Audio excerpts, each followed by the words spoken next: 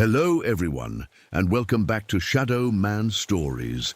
I know many of you use these videos to fall asleep, so before you drift off, I'd love it if you could leave a comment letting me know where you're listening from around the world. Also, don't forget to like and subscribe if you're enjoying the stories. My name is Franklin Kellerman, and I should have known better than to come back to these woods. It was October 15th, 1954, when everything went wrong. I was working as a park ranger in the Adirondacks that fall. The morning started normal enough.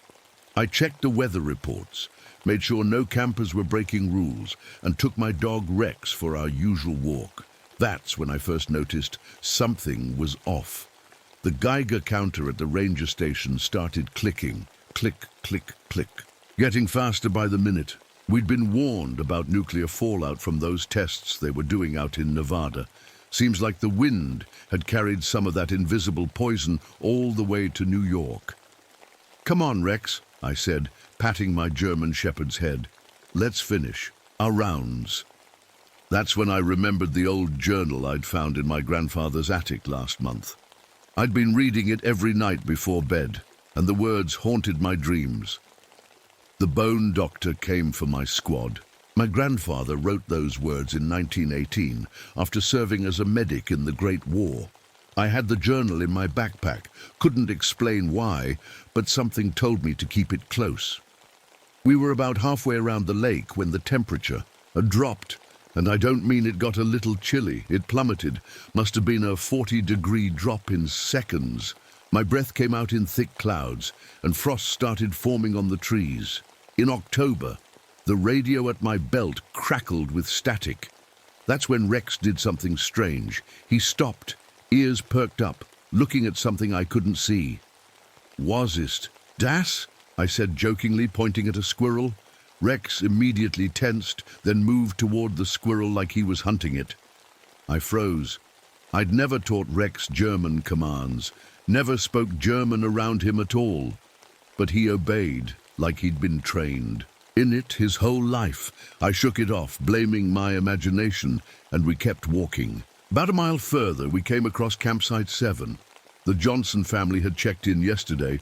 Mom, Dad, 3 kids. They were supposed to stay until Sunday. But the campsite was empty. Not just empty. Wrong. The tents were still there, but they'd been cut. Not torn by animals or weather. Cut. Clean lines like someone used a scalpel. Their belongings weren't scattered like in a bear attack. They were arranged, methodical, like an operating room, with everything in its place. I radioed back to the main station. "Charlie, you there? It's Frank at Campsite 7. Static then. "Frank, we've got an emergency call from St. Mary's Orphanage. Kids there are scared out of their minds, talking about some skeleton man in their dormitory last night. Sheriff's headed there now." My blood went cold. St. Mary's was only 5 miles from where I stood. "Charlie, the Johnson family is missing. Something's not right here." "What do you mean, not right?" Before I could answer, Rex started digging frantically near the lake shore. By the time I reached him, he'd uncovered something buried in the mud. Old metal tools. I pulled them out one by one. Bone saws, scalpels, forceps, Civil War era by the look of them. And they were wet. Not with lake water. The metal was slick with something dark. Blood. Fresh blood. "Charlie, I'm going to check." Rex suddenly took off toward the lake, ignoring my calls to come back. His eyes reflected a light that wasn't there, like the gleam of surgical lamps. I ran after him, calling his name. That's when I felt it, a warm wetness spreading across my chest. I looked down to see blood seeping through my shirt, right where I'd been hit by shrapnel in Normandy. The wound had healed years ago, but now it was opening, bleeding through the scar tissue. "Medic! We need a medic over here!"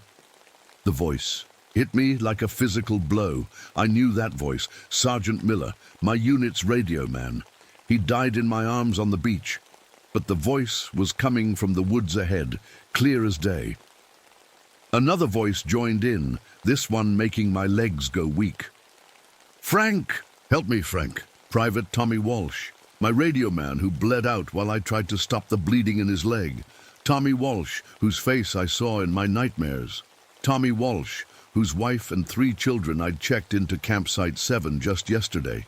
With growing horror, I realized what was happening. The missing family, the surgical tools, the voice of a dead man. Something had found me. Something that had been hunting my family for generations. And it was just getting started. I should probably tell you more about myself. My name is Franklin Kellerman, and I'm 41 years old. Most days, I try to forget who I used to be. Before becoming a park ranger, I was a field medic in World War II. I still remember the exact number, 847. That's how many amputations I performed during the war. 847 times I had to cut off a man's arm or leg to save his life. Some nights I wake up, hearing their screams, feeling their blood on my hands. My grandfather's journal sits on my bedside table. I've read it so many times, I know parts by heart. He was a medic too, back in the Great War. His unit got trapped behind enemy lines, and one by one, his men disappeared. In his journal, he wrote about something he called the bone doctor that stalked them through the trenches. I never thought much about it until I found my own father's diaries. He was a medic in Korea. Same stories, same creature. That's when I realized it wasn't just bad luck, it was a family curse. Every generation, a Kellerman becomes a battlefield medic. And every generation, this thing finds us. Rex nudged my hand, bringing me back to the present. My loyal German. Shepard, except he wasn't really mine, not originally. You belonged to Grandpa, didn't you, boy? I whispered. Rex whined softly, his eyes too knowing for a normal dog. Same breed, same markings as the dog in my grandfather's old photographs from 1918. Impossible, but there he was. Sometimes I catch him staring at me like he's waiting for something to happen. Last month, I finally worked up the courage to check my grandfather's old house. Everyone said he died peacefully in his sleep at 85. But when I went into that basement, well, I found him, or what was left of him. His body was perfectly preserved, like he'd died yesterday instead of 15 years ago. But something had removed his bones, every single one, cut out with surgical precision. I kept walking through the woods, trying to calm my racing heart. Rex trotted ahead, occasionally looking back as if to make sure I was following. I hear them too, you know, I said quietly to Rex. The soldiers, the ones whose arms and legs I cut off. At night, they come to me, whispering, begging me to put them back together, to make them whole again. The whispers were getting louder lately, more insistent. I patted the side of my jacket where I kept my flask. The whiskey doesn't help anymore. Nothing does. My medical bag hung heavy at my side. Inside were the same instruments my grandfather used, and his father before him. Passed down through generations of Kellerman medics, the metal always feels cold, even on hot days. And no matter how many times I clean them, the stains never completely wash away. As we walked deeper into the forest, I thought about Sarah, the waitress from the diner in town. We'd gone on 3 dates before she disappeared last winter. They found her 2 weeks later near the old mill. The official report said animal attack, but I knew better. The cuts were too clean, too precise. Just like the 5 other women I've tried to get close to over the years. That's why I never married. Everyone I care about ends up changed, missing pieces. My family curse makes sure of that. The wind picked up, whistling through the trees like a surgeon's saw through bone. Rex stopped suddenly, hackles raised, growling at something in the distance. That's when it hit me, a realization so terrible. I almost fell to my knees. I wasn't hunting anything in these woods. I'd been summoned. All this time, I thought I was following clues, tracking down some monster from my family's past. But the truth was much worse. The missing family, the orphanage, the surgical tools. They weren't coincidences. They were bait. A trail of breadcrumbs, leading me exactly where it wanted me to go. The bone collector had been preparing for my arrival, and like every Kellerman before me, I'd walked right into its operating theatre. Rex led me deeper into the woods, to a part of the lake I'd never seen before. The water had pulled back, revealing what looked like old wooden buildings half buried in mud. As I got closer, I could make out what they were. Field hospital tents, Civil War era by the look of them. My hands shook as I approached. The mud squelched under my boots as I pushed aside a rotting canvas flap and peered inside. "Oh God," I whispered. Skeletons, still strapped to operating tables. Their arms and legs missing, the cuts clean and precise. Medical tools lay scattered around them, frozen in time. This was a field hospital where Union soldiers had been treated, where they'd had their limbs cut off to save their lives. Rex whined and pulled at my pant leg, urging me to follow him again. He led me to a spot about 50 yards away, a large mound in the earth. I didn't want to look, but I knew I had to. It was a mass grave. Union soldiers, dozens of them, all missing. The same bones I had removed from German soldiers in France. Left arm, right leg, whatever was damaged beyond repair. My hands went to my pocket, pulling out my grandfather's journal. With trembling fingers, I turned to the last page, one I'd never been able to bring myself to read before. "The creature isn't hunting us," I read aloud, my voice barely a whisper. "We're feeding it. Every amputation makes it stronger." The Geiger counter on my belt started clicking faster. I pulled it out and watched as the needle jumped. Into the danger zone.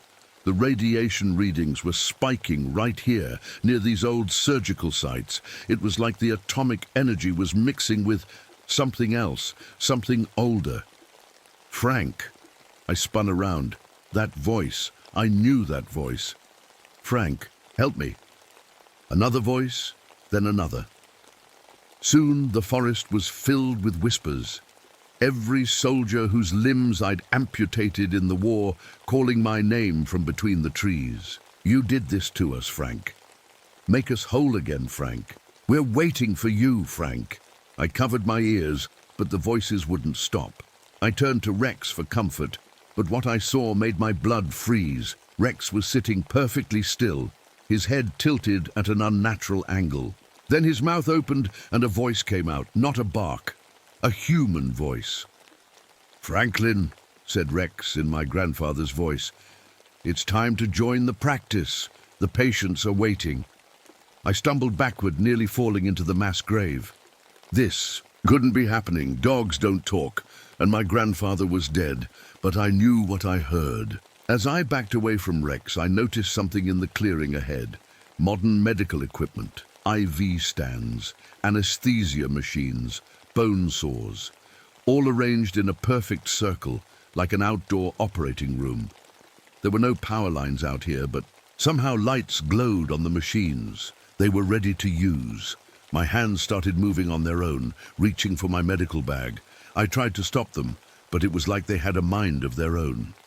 Inside my head, I could hear the screams of wounded soldiers, men who needed my help, men who would die without immediate surgery. No, not real. This was all wrong. I forced my hands back to my sides and ran to the ranger station radio in my backpack. "Charlie, Charlie, come in!" I yelled into the receiver. Static, then a voice, but not Charlie's. "Medic, we need a medic at Sector 7. We've got men dying here, Kellerman. Where the hell are you?"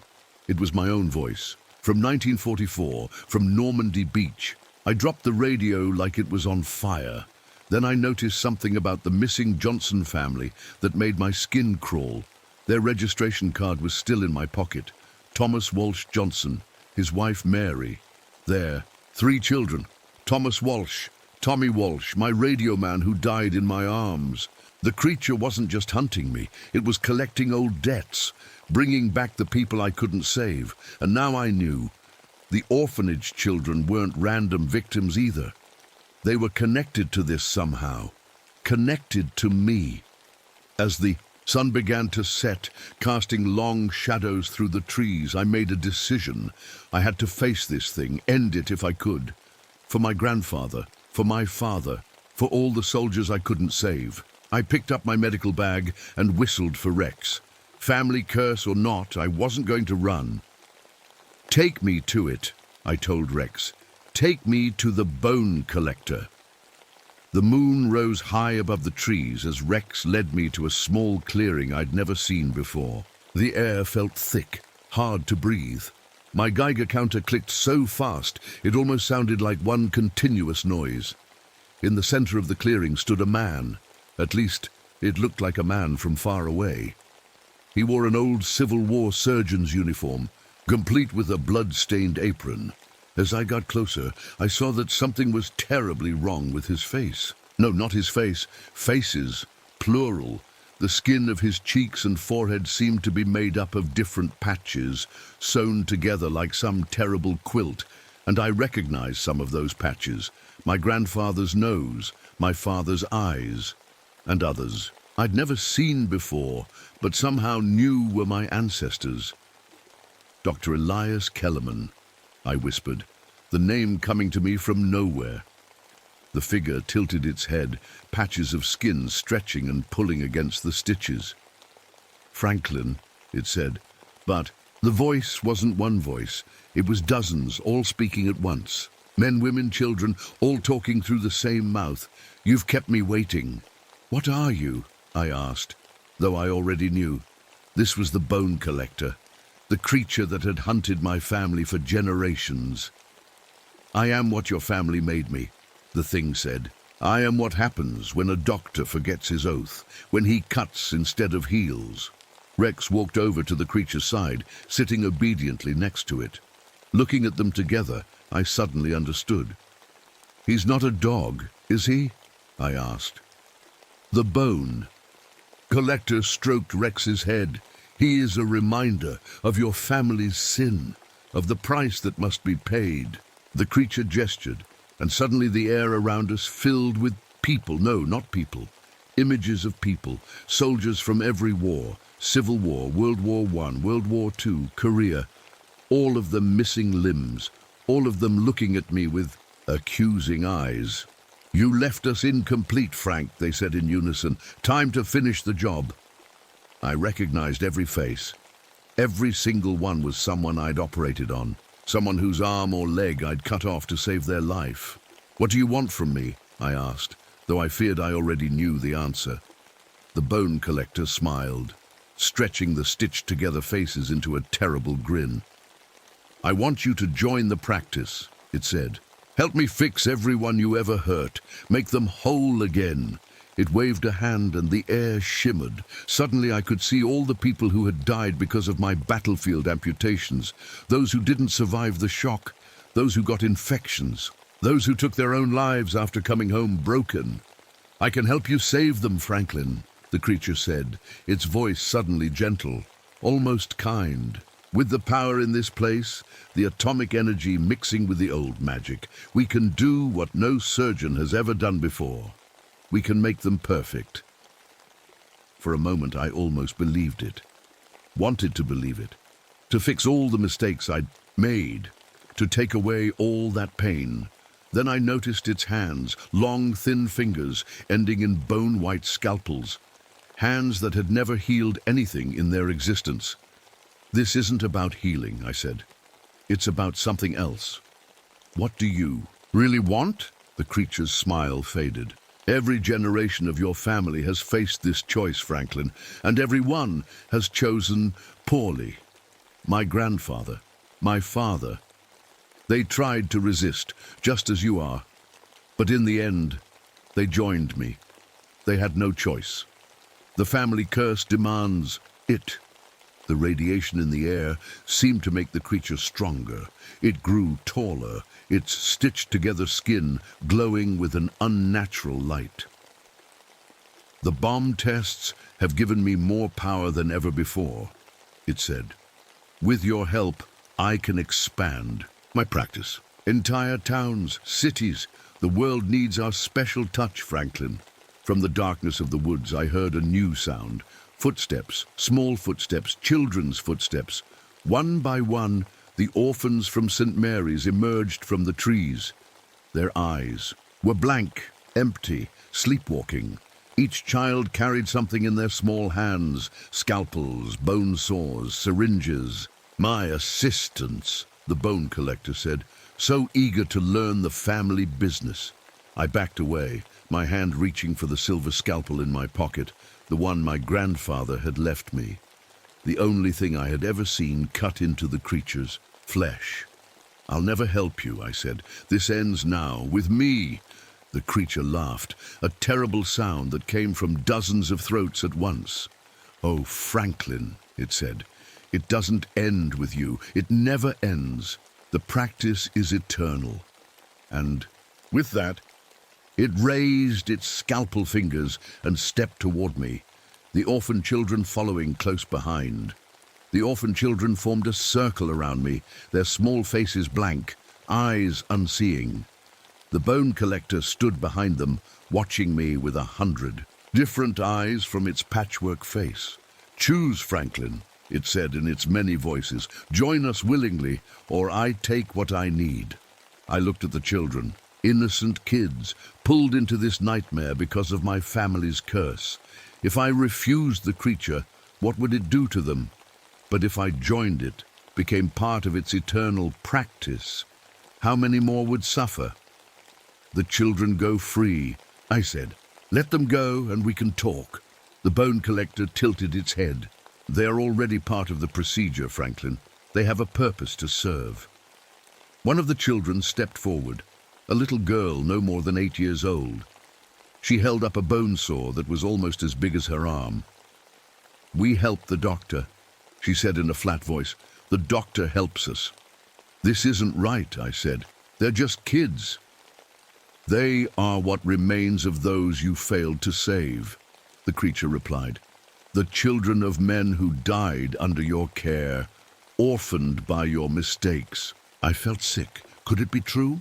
Were these the children of soldiers I couldn't save? I didn't have time to think about it.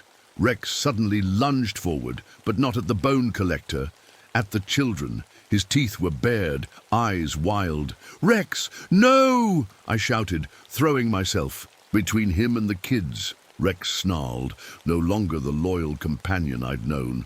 His eyes glowed with the same unnatural light as the creature's. I realized with horror that he wasn't protecting me at all. He'd been the creature's guardian all along, leading each generation of Kellermans to their doom. I reached for my grandfather's silver scalpel. The metal felt ice cold in my hand, almost burning. "That blade has tasted the flesh of every Kellerman before you," the bone collector said. "Use it, and you seal your bloodline's fate forever." I hesitated. Was there another way? Could I break the curse without using the one tool that bound my family to this monster? Rex growled and lunged at me. I had no choice. I slashed with the scalpel, catching him across the shoulder. He yelped, a sound so human it made my skin crawl. The bone collector hissed. "Every surgery you perform feeds me, Franklin. Every cut you make, every life you save damns another." The air around us began to shimmer with green light. The radiation readings on my Geiger counter went off the scale. I could feel the nuclear energy building, mixing with whatever supernatural force powered the creature. "If I complete my collection tonight," it said, "I'll have enough power to operate on entire towns, cities. Imagine it, Franklin, a world remade under our skilled hands." The orphan children moved closer, their surgical tools raised. I backed, away, but there was nowhere to go. I was surrounded. In that moment I understood what I had to do. The only way to break the curse. My grandfather and father had faced the same choice, and they had failed. They had tried to fight the creature with its own tools. I turned the silver scalpel toward my own wrists. "What are you doing?" the bone collector asked, sudden concern in its many voices. "Breaking the cycle," I said. "No more Kellerman surgeons, no more feeding you." I pressed the blade against my skin, ready to cut deep enough to sever the tendons. Without my hands, I could never perform surgery again, never feed this creature's hunger. "Stop him!" the bone collector shrieked. The children rushed forward, but not to stop me, to help me, their blank expressions suddenly alive with purpose. They weren't the creature's assistants after all. They were its victims, looking for release. "Do it," the little girl whispered. "Set us free." I dragged the scalpel across my wrists, slicing through skin, muscle, and tendon. The pain was blinding, but I didn't stop. Blood poured from the wounds as I switched hands, cutting my other wrist just as deeply. Rex howled, a sound of pure rage and loss. He leaped at me, teeth aiming for my throat. With my hands useless and bleeding, I had only one weapon left. I raised my arms, letting the blood from my severed wrist spray into Rex's eyes. He yelped, blinded, and I used that moment to throw myself forward, crashing into him with all my weight. We hit the ground hard. I felt his teeth sink into my shoulder, but I didn't fight back. Instead, I wrapped my bleeding arms around his neck and held on, feeling the warmth leaving my body with every heartbeat. "It's over," I whispered to him. "No more Kellermans for you to lead to slaughter." The nuclear energy that had been building in the clearing suddenly burst outward in a wave of green light. The bone collector screamed, not with dozens of voices now, but with hundreds, thousands. Every person it had ever taken apart. The orphan children began to fade like morning mist, their small faces peaceful at last. Free. Rex went limp in my arms, his body dissolving into nothing but old bones and dust. The family familiar, gone after generations of service to the creature. The bone collector fell to its knees, its patchwork skin tearing at the seams, faces peeled away, revealing nothing but emptiness underneath. "You've doomed yourself, Franklin," it gasped as it fell apart. "Without hands, you can never save another life." "Better that," I said, "than to keep feeding you." As darkness closed in around me, I saw flames in the distance. St. Mary's Orphanage, burning bright against the night sky, empty now of its children, who had found their peace at last. My last thought before I passed out was of my grandfather's journal, of the words I'd never understood until now. The creature isn't hunting us. We're feeding it. My name is Patricia Novak. I'm 28 years old, and I'm trudging through snow that's up to my knees, looking for my brother who shouldn't be here. It's November 3rd, 1967, and the whole country is angry about the war in Vietnam. People are marching in the streets, kids are burning draft cards, and me, I'm freezing my ass off in the Minnesota wilderness because my brother Tommy, who was supposed to be fighting in that awful war, somehow made it back here. Not to our home, not to our family, but to this frozen hell. Nanook, Tommy's husky, pulls hard on his leash, dragging me forward. The dog showed up at my door 3 days ago with no explanation, whining and pawing at the ground. He shouldn't be here either. Tommy took him when he shipped out, got special permission somehow. Said a dog would keep him sane in the jungle. Now Nanook's back, but Tommy isn't, at least not in the way he should be. "Slow down, boy," I say, but Nanook ignores me. His loyalty isn't to me anymore. I can feel it. He's leading me somewhere specific, and no command I give matters to him now. The sky above us is wrong. The northern lights should be green and blue, dancing like ribbons, but tonight they're blood red, pulsing like a giant wound across the sky. The radio said something about nuclear testing in Nevada affecting the atmosphere. That doesn't explain why the red light seems to follow us, focusing right above where Nanook is leading me. We're getting close to Windigo Lake, I mutter, more to myself than the dog. The name sends a chill through me that has nothing to do with the temperature, which must be pushing -60 by now. My grandmother Rose, who was half Ojibwe, used to warn us about that place. "Never go there in winter," she'd say. "That's when it hunts." I pull my scarf tighter around my face, thinking about the 7 children who went missing from the reservation last month. They all came back eventually, but something was wrong with them. Each kid had the same weird bite marks on their shoulders. They all talked about a hungry uncle who showed them things in the woods. The tribal elders have been burning sage for weeks. My boots crunch in the snow as we crest a hill. The red light pulses brighter overhead, and I spot something dark. Against the white ground ahead, it's a book, Tommy's journal. I'd know it anywhere, the battered green cover, the fraying spine. I run forward and snatch it up, brushing off the snow with my mittens. Opening it with shaking hands, I read the last entry, dated just 1 week ago. I can't stop the hunger. It started in the Mekong Delta when our unit got separated. We were starving. The village was already dead from the cold snap. Jackson said no one would know. We were just surviving. But something got inside me after I ate. Something old. I dream of snow now, not jungle. I dream of home, of Patty. I'm so hungry. My stomach turns to ice. The Vietnamese villagers, cold snap, eating. No, Tommy wouldn't. But deep down I know. He would. To survive, he would. I snap the journal shut and keep moving. Nanook whines impatiently, tugging me toward the frozen lake ahead. I pull out my small radio, desperate to call for help, but instead of static or emergency channels, I hear Tommy's voice coming from every frequency. Patty, help me. I'm so hungry, Patty. I drop the radio in the snow. It keeps broadcasting. Tommy's voice growing more desperate with each repetition. Nanook barks at the sound, wagging his tail.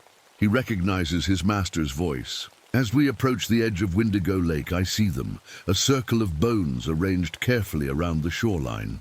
They're old, these bones, and I recognize the tribal markings carved into them. These are elders, positioned like a ritual barrier, or a warning. Each skull faces the center of the lake, where something dark moves beneath the ice.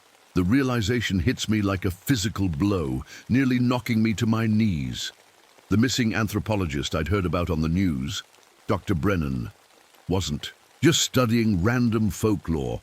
The papers I found in his abandoned camp yesterday made it clear he was studying my family specifically, our history, our curse. He knew about Tommy, about what happens to us every third generation. And now Tommy is here and calling to me, hungry. Grandmother Rose's last words echo in my mind as Nanook howls at the red sky. The Wendigo takes the ones we love most first. I should probably tell you more about me and Tommy, about our family. I've known about the curse since I was 12.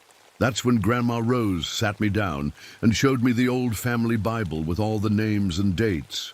Every third generation in our family, someone changes, becomes something else, something hungry.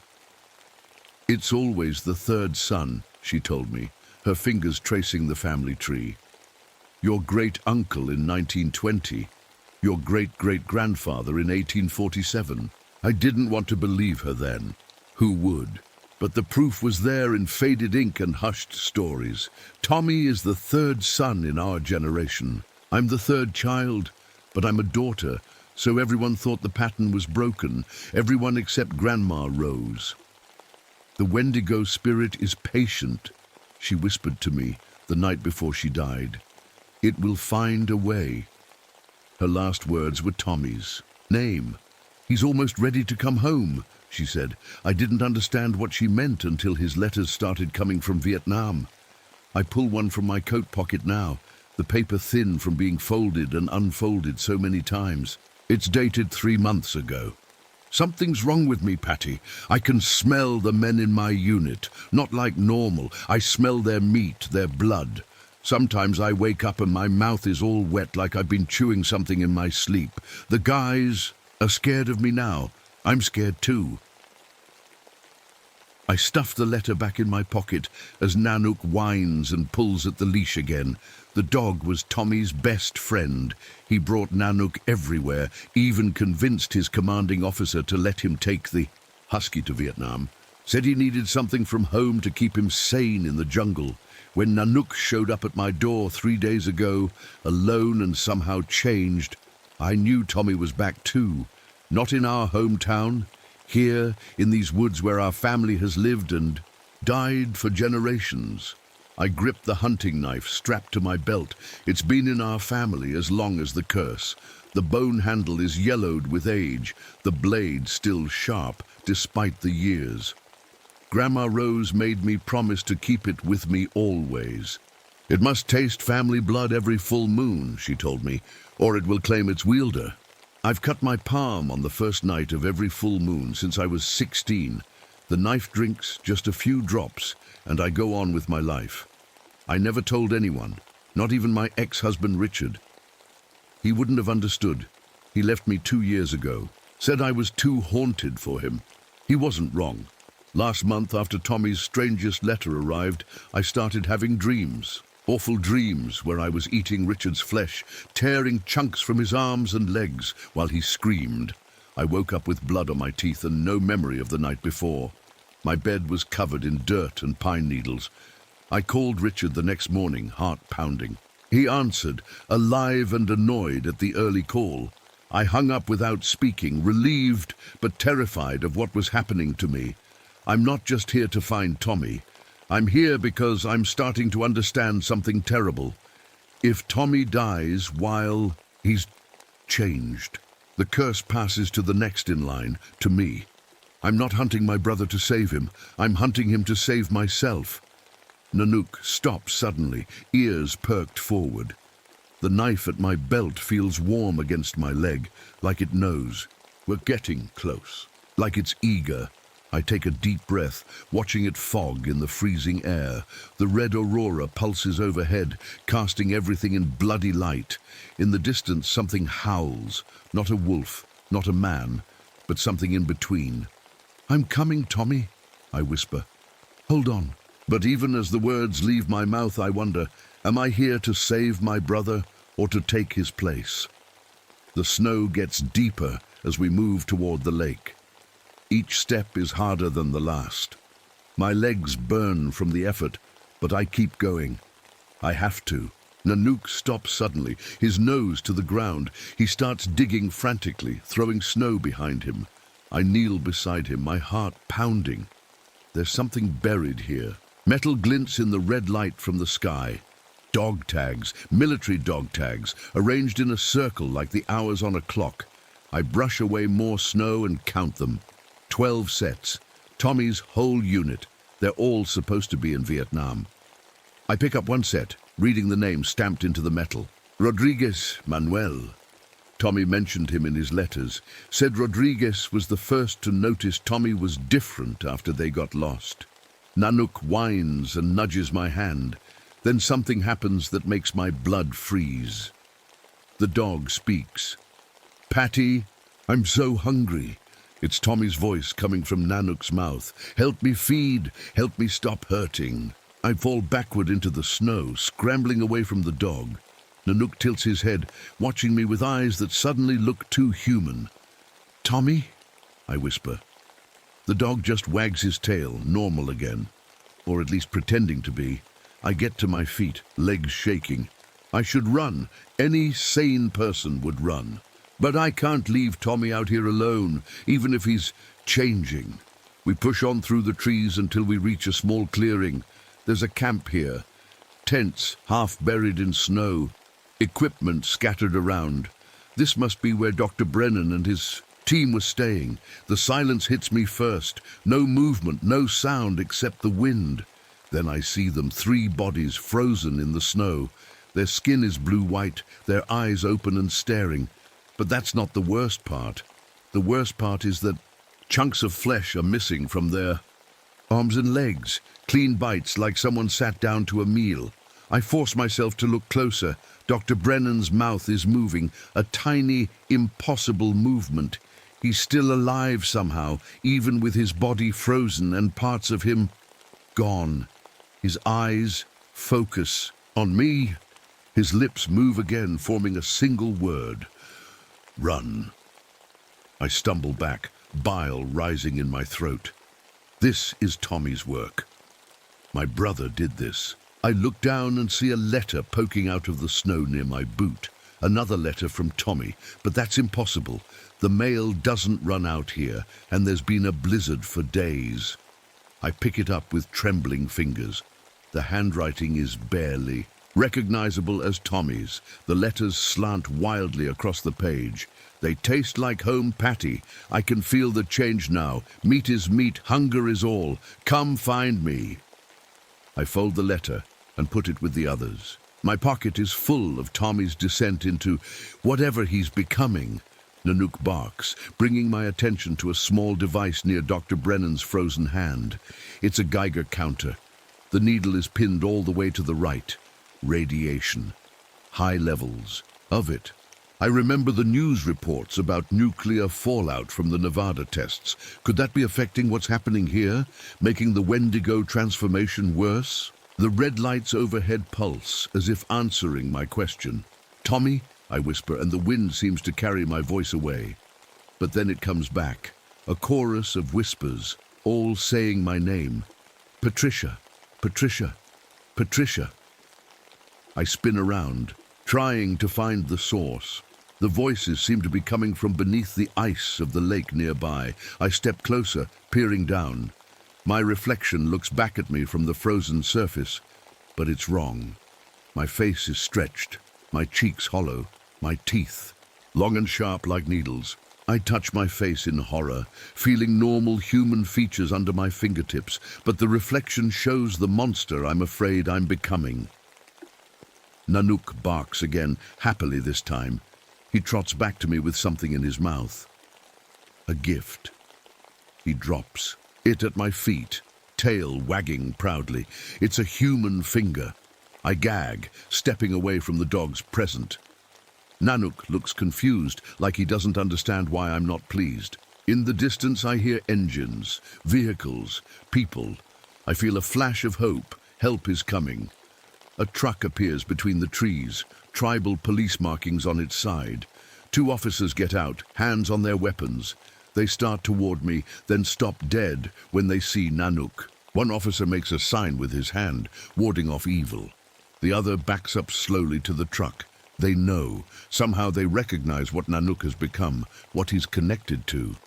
Wait, I call, but they're already jumping back into their truck, spinning the tires in the snow as they flee.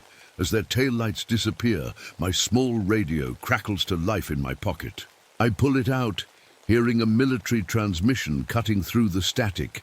Unit 17 redirected to coordinates 47.9, 91.8 for retrieval operation. Target is Thomas Novak, considered highly dangerous. Shoot on sight. Repeat, shoot on sight. My blood runs cold. Those coordinates are exactly where we are. The military is coming for Tommy. How do they know he's here? What do they know about what's happening to him? Nanook growls low in his throat, staring into the trees where the red light is strongest. Something is moving there, something tall and thin. Tommy is close now. My brother. My monster. The red light from the sky gets brighter, making the snow look like it's covered in blood. Nanook stands stiff, staring into the trees, his tail wagging slowly. Then I see him. Tommy steps out of the darkness, but he's not Tommy anymore. Not really. He's so tall now, maybe 13 feet. His body stretched like taffy. His skin is pulled tight over bones that seem too long, too sharp. His fingers end in claws that scrape against the tree trunks as he moves. But his face, God, his face is still Tommy's. My little brother's face, stretched over something that isn't human anymore. Our father's dog tags hang around his long, thin neck, clicking together as he moves. Patty, he says, and his voice is still Tommy's too. That's the worst part. You came. Nanook breaks free of my grip and runs to him, jumping and yipping like a puppy. Tommy, the thing that was Tommy, reaches down with those long fingers and pets the dog gently. He's a good boy, Tommy says. He brought you to me. Just like I asked. I can't move, can't speak. My brother is a monster from our grandmother's stories, but he knows me, remembers me. You're afraid, he says, tilting his head. Don't be. It's still me in here, Patty. Some of me, anyway. What happened to you? I finally managed to ask. Vietnam happened, he says. We got lost, cut off from our unit. No food for days. He looks down at his twisted hands. Jackson said the villagers were already dead from the cold. Said it wasn't wrong if they were already dead. I feel sick. You ate them. He nods. I didn't want to, but once I started, something woke up inside me. Something old. Something that was waiting in our blood. He takes a step toward me. Even hunched over, he towers above me. I volunteered, you know, for Vietnam. I knew what might happen to me here if I stayed. The third son. He touches the dog tags around his neck. Dad warned me before he died. Said he was lucky he was the second son. But his brother, our uncle, he knew what happened to him. Why did you come back here, I ask. The hunger brought me home, Tommy says. I tried to fight it, but it's stronger than me. Nanook whines at his feet, and Tommy scratches behind. The dog's ears. He still loves you, I say. Animals see differently than humans, Tommy replies. They don't see monsters, they see what's underneath. The red light pulses overhead, and Tommy looks up at it. The radiation makes it worse, makes the hunger stronger, makes the change faster. Change? I repeat, my mouth dry. Tommy looks at me with eyes that are black from edge to edge. Our family's curse, every third generation. You know the pattern, Patty. Great-uncle in 1920, great-great-grandfather in 1847. Always the third son, I whisper. Or the third child, Tommy says, looking straight at me. My heart stops. What? Grandma Rose knew. That's why she gave you the knife. He points to the blade at my belt. If I die like this, the curse doesn't end. It passes to you. The knife feels hot against my leg, like it's listening, waiting. I've seen it, Tommy continues, all of it, our family's history. He stretches out one long arm, his fingers almost touching my forehead. Let me show you. Before I can back away, his cold fingers touch my skin, and suddenly I'm somewhere else. I'm watching our great-uncle transform during the winter of 1920, hiding in these same woods, eating hunters who came too close. I'm watching our great-great-grandfather in 1847, turning after a long winter when food ran out. I'm watching generation after generation of our family, the third son always changing, always hungry. But I also see something else. I see them fighting the hunger, turning themselves into monsters to protect the tribe, to protect their families, taking the curse willingly to stop something worse. The vision ends, and I'm back in the snow, gasping. We're not just monsters, Patty, Tommy says softly. We're guardians too. When the hunger comes, we have a choice in how we use it. Is that why you came back, to be a guardian? Tommy's stretched face twists in what might be a smile. I came back because I had no choice, but now that I'm here, he turns and gestures toward the frozen lake. 7 small shapes stand at the edge of the ice. Children, the missing children from the reservation. I found them, Tommy says. They were lost, cold. I should have eaten them. The hunger wanted me to, but I didn't. The children look at us with empty eyes. Each one has a bite mark on their shoulder, Tommy's mark. What did you do to them? I ask, horror rising in my throat. I showed them what's coming, he says. I marked them so they'd be ready. Ready for what? Tommy points to the lake again. For them, the ones who came before us. They're waking up. As if on cue, the ice on the lake cracks, a spider web of fractures spreading from the center. That's why the anthropologist came here, Tommy says. Dr. Brennan, he found the pattern. He knew what was buried in that lake. He knew about our family. Why would he want to wake them up? I ask. He didn't. He wanted to study them. Tommy's voice grows hard. But he wanted something else too. He wanted to pass the curse to you. Me? Why? Because you're a woman. The curse has never taken a woman before. He thought you'd be easier to control, to study. Tommy's claws dig into a nearby tree, peeling the bark away. He fed me radiation, accelerated the change, brought me here to die so you would turn. The ice on the lake cracks louder. Something is definitely moving down there. "You have a choice now, Patty," Tommy says. "Kill me with the family blade. Take the curse. Become the Wendigo yourself. Or let me live. Let me keep feeding. And you stay human." "That's no choice at all," I whisper. "It is," he insists. "Because if you kill me now, with all this radiation, with all the old ones waking up, the curse won't just take you, it'll spread like a disease." The red light pulses brighter overhead. The Geiger counter near Dr. Brennan's body clicks faster. "What do I do?" I ask, my voice breaking. Tommy looks down at me with my brother's eyes in a monster's face. "I'm still your brother inside this thing, Patty. Please don't let me hurt anyone else." As he speaks, the ice on the lake shatters completely. The ice explodes upward. Water and frozen chunks spray into the air as dark shapes rise from the lake. They're like Tommy, but older. More twisted, less human, our ancestors, the Wendigos our family has been creating for generations. "There's no time," Tommy says, his voice urgent. "You have to choose, Patty." I look at the 7 children standing silently at the edge of the lake, their vacant eyes, the bite marks on their shoulders. "What happens to them?" I ask. "They're marked," Tommy says. "The hunger is in them now, but it's sleeping. In a year it'll wake up. Unless they're killed before then." Tommy's long fingers flex. "Or unless you find another way, a cure." Nanook growls, hackles raised as he faces the lake. The ancestral Wendigos are pulling themselves onto the shore, their elongated limbs gleaming wet in the red light. "I can stop them," Tommy says. "But the price is high. The knife at my belt burns against my leg like it's on fire, hungry, waiting. What do I do?" I ask again. Before Tommy can answer, Nanook lunges at me, teeth bared. The dog I've been following, the animal I trusted, turns on me to protect his true master. I barely have time to raise my arm before his jaws close around it. Pain shoots through me as Nanook's teeth sink into my flesh. I scream, falling backward into the snow. The dog shakes his head, tearing at my arm, trying to stop me from hurting Tommy.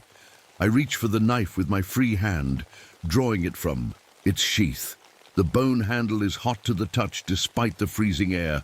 "I'm sorry," I whisper, and plunge the blade into Nanook's side. The dog yelps once, then goes limp. Tommy roars in anger and grief, the sound shaking snow from the trees. I pull myself to my feet, blood dripping from my torn arm. The knife in my hand pulses with each drop that falls on its blade. With each pulse, I feel a change inside me, a hunger growing, the Wendigo curse transferring to me with each drop of blood the knife drinks. "It's starting," Tommy says, his voice sad. "Once the knife has tasted enough blood, you'll become what I am." The 7 children move closer, forming a circle around us. The ancestors from the lake draw nearer too, their black eyes fixed on the children, on fresh meat. "I have to save them," I say, looking at the children. "You can't," Tommy replies. "They're already infected, being this close to so many Wendigos with all this radiation. In a year, they'll all turn, unless I kill them." I finish for him. The thought makes me sick, but as the knife drinks more of my blood, a terrible hunger stirs inside me. Part of me wants to do it, to feed. "There's another way," Tommy says. He looks up at the red sky, then down at the Geiger counter still clicking rapidly near Dr. Brennan's frozen body. "The radiation. I can use it." "How?" "A sacrifice." He stretches to his full height, towering over me. "If I trigger a reaction, an explosion, I can destroy the lake, take all the ancestors with me, break the cycle." "You'd die," I say, my voice breaking. "I'm already gone, Patty." Tommy's stretched face tries to smile. "But this way, my death means something. This way I choose." One of the children steps forward, a little girl, maybe 7 years old. "Hungry uncle says we can go home," she says in a flat voice, "if the lady helps us." The knife burns hotter in my hand. The hunger grows stronger. I can smell the children now, their meat, their blood. "Go," Tommy says to them.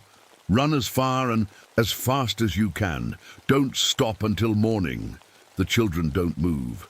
"Now," Tommy roars, and finally they turn, running into the trees.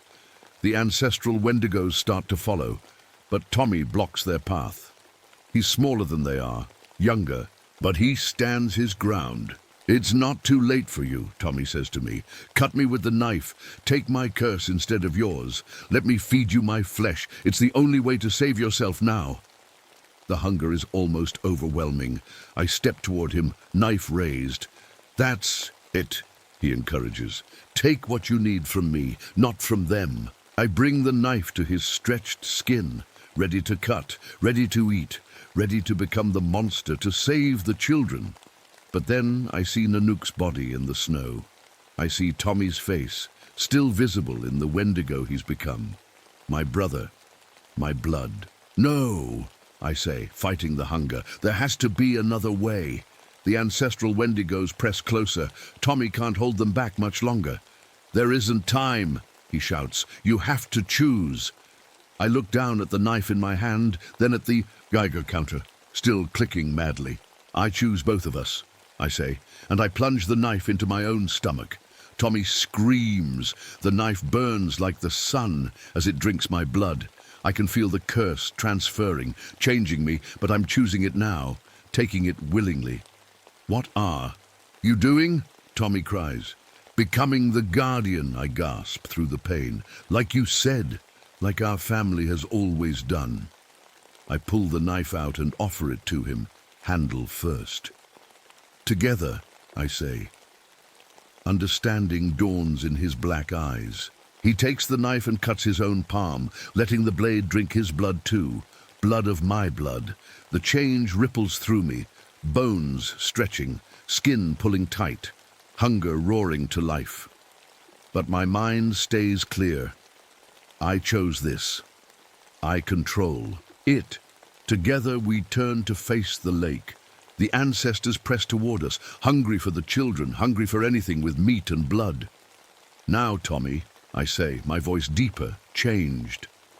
Tommy raises his arms to the red sky, the radiation in his body in the lake, in the air around us, responds to his call. Energy builds, a high whine filling the air.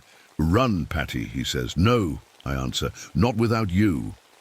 "One of us has to find them," he insists. "One of us has to help the children before they change." He's right. The children are marked. In a year, they'll become Wendigos unless someone stops it, unless someone finds a cure. "Go," Tommy says again. "Be better than what we are. Find another way."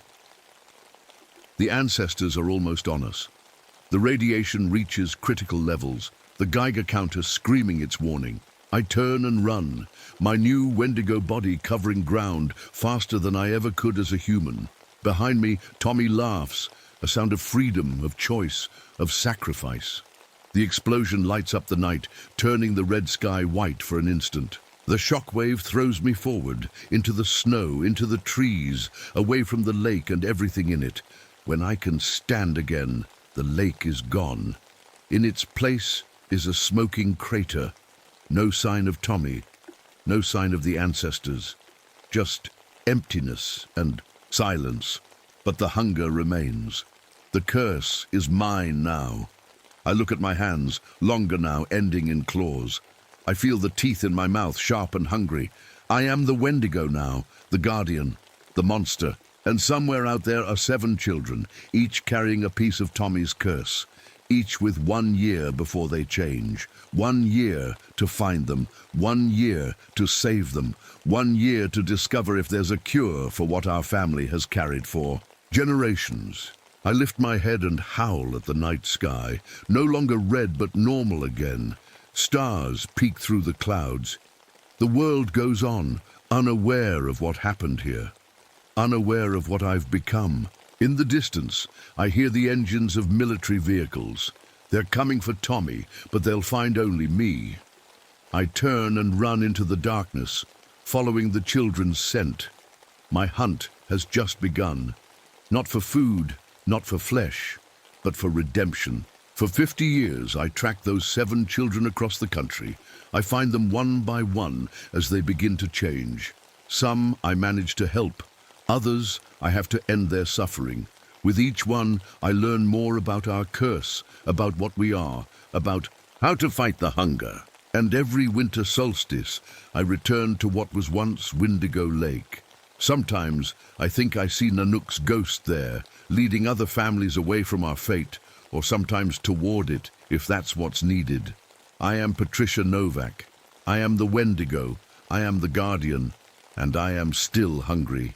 My name is Samuel Whitehorse, but everyone calls me Sam. I've been a park ranger at Badlands National Park in South Dakota for almost 5 years now. The year is 1979, and things around here aren't what they used to be. This morning, I woke up before sunrise like I always do. There's something special about watching the first light touch the fossil beds. These ancient layers of rock hold the bones of creatures that lived millions of years ago. When I was a kid, my grandfather would bring me here and tell me stories about how these lands are sacred to our people, the Lakota. "The earth remembers everything, Sam," he would say. "Every footstep, every tear, every drop of blood. Nothing is ever truly forgotten." I didn't understand what he meant back then. I do now. As I drove my ranger truck along the dirt road that cuts through the park, I noticed fresh tire tracks, heading toward the northern fossil beds. Those areas are closed to the public. My stomach tightened. This wasn't the first time I'd seen signs of trespassers lately. When I reached the ridge overlooking the main excavation site, I stopped the truck and grabbed my binoculars. What I saw made my blood run cold. 3 men in work clothes were digging into a fossil bed with pickaxes and shovels. Next to them was a pickup truck loaded with what looked like bones and rock samples. Fossil poachers. They're getting bolder. I radioed back to headquarters. "This is Ranger Whitehorse. I've got illegal excavation at Site 14. 3 suspects, 1 vehicle, requesting backup." The radio crackled with static before a voice responded. "Copy that, Sam. Johnson and Martinez are headed your way. ETA 20 minutes. 20 minutes. By then, who knows how much damage they'd do. I drove down toward them, dust billowing behind my truck. As I got closer, I could see that they had arranged some of the bones they'd dug up in a strange pattern on the ground. It wasn't random. They had placed them in a circle with smaller bones pointing toward the center, like some kind of sick ritual. The men spotted me and scrambled to gather their tools. I stepped out of my truck, hand resting on my holster. "National Park Service, stop what you're doing right now," I shouted. 2 of the men jumped into their truck, but the third one, a skinny guy with a red bandana around his neck, grabbed a large fossil from the ground and ran toward me. He wasn't trying to attack, he was trying to get past me to escape. As he rushed by, I caught his arm. The fossil fell to the ground and broke into pieces. For a second, we both just stared at the shattered remains. "Do you have any idea what you've done?" I said, my voice shaking with anger. "These aren't just rocks. This is history. This is sacred." The man sneered. "Sacred? It's just old bones, man, worth good money to the right buyers." Before I could respond, the sound of jackhammers echoed from the ridge to the east. It wasn't just these 3 men. There were more poachers in the park. As I handcuffed the man I'd caught, the wind picked up. It carried a strange sound, almost like singing, but sad and ancient. It reminded me of the death songs my grandfather would sing at funerals, but somehow older, as if the land itself was mourning. The poacher must have heard it too, because his face went pale. "What is that?" he whispered. I didn't answer. I didn't need to. Some things you just feel in your bones. Later that day, after we'd arrested the poachers and documented the damage, I went back to the site alone. The setting sun painted the fossil beds in shades of orange and red. I knelt down and touched the disturbed earth. My radio suddenly crackled, to life with static. Through the noise, I could make out fragments of a conversation. Cultural obstacles at Site 17. Need indigenous removal solutions. Time is money, just clear it out. I checked the frequency. This wasn't Park Service communication. Somehow my radio was picking up transmissions from somewhere else. Mining companies, maybe. They'd been circling the park for years, hungry for the oil and uranium that lay beneath the surface. As I listened, I noticed something strange about the fossil bed in front of me. The layers of rock seemed to be shifting slightly, revealing different time periods all at once. It was like looking at a book where all the pages were visible simultaneously. I could see dinosaur bones next to arrowheads, ancient plant remains, alongside fragments of pottery. That's when I spotted it, a small piece of beadwork partially buried in the soil. It was unmistakably Lakota, probably from the 1800s. My heart sank. This wasn't just a paleontological site. It was a burial ground. The realization hit me like a punch to the gut. These poachers weren't just stealing fossils, they were desecrating graves, my people's graves. And somehow, deep down, I had a terrible feeling that my own family was connected to all this. My great-grandfather's name was Daniel Whitehorse, and there had always been whispers about how he made his money.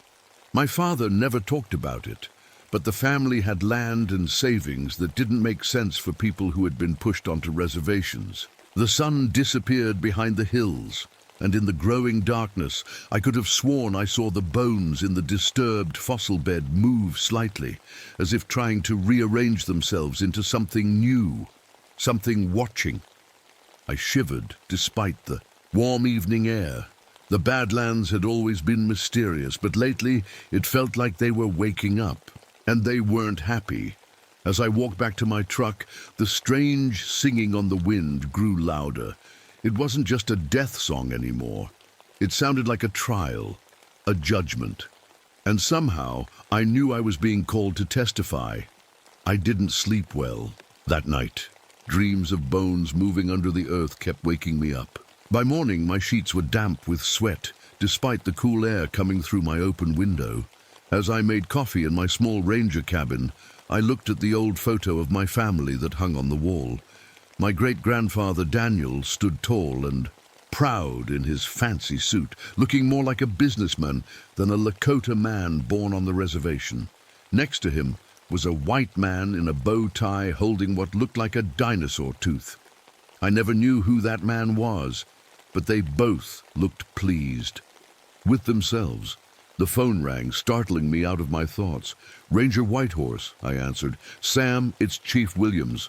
We've got a paleontologist from the university coming in today. Name's Dr. Jennifer Morgan. The higher-ups want you to show her around the sites we secured yesterday." I sighed. The poaching sites? Why? She's been tracking fossil thefts across the Midwest. Says there's a pattern.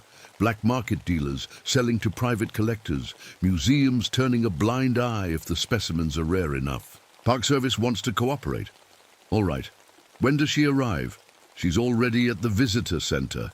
And Sam, be nice. We need the university's support with all this poaching going on.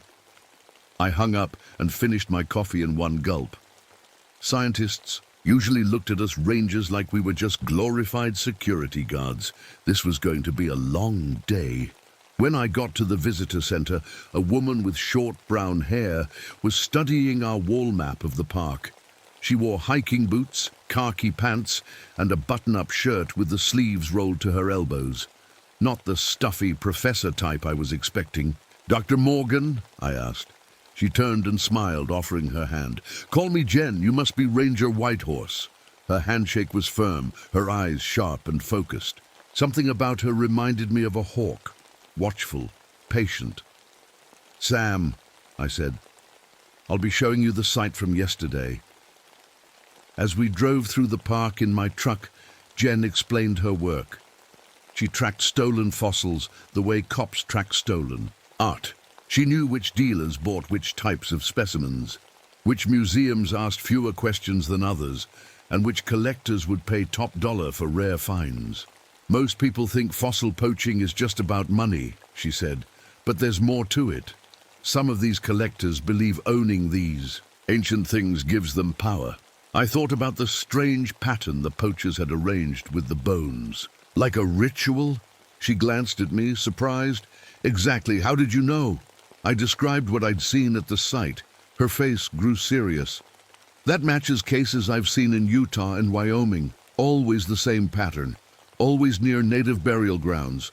A chill ran down my spine, despite the hot sun beating through the windshield. We reached the site and got out of the truck. The yellow police tape flapped in the breeze. Beyond it, the disturbed earth looked even worse in the daylight. Smaller. Bones were scattered everywhere, and deep holes scarred the fossil bed. Jen knelt by one of the holes and pulled out a small device from her backpack. It looked like a metal detector, but smaller, with a digital display. "What's that?" I asked. "Electromagnetic field detector. Tells me if there are metal objects buried. Nearby, poachers sometimes leave tools behind when they run." She switched it on, and it immediately began to beep rapidly. The display lit up with wild readings. "That's strange," she murmured, tapping the device. "I've never seen readings this high before." The beeping grew louder as she moved toward the center of the disturbed area. Suddenly, the device sparked and went dead. "Damn it," she said, shaking the detector. "Brand new, too." I felt uneasy. "Maybe we should come back with more equipment." Jen nodded, still staring at the dead device in her hands.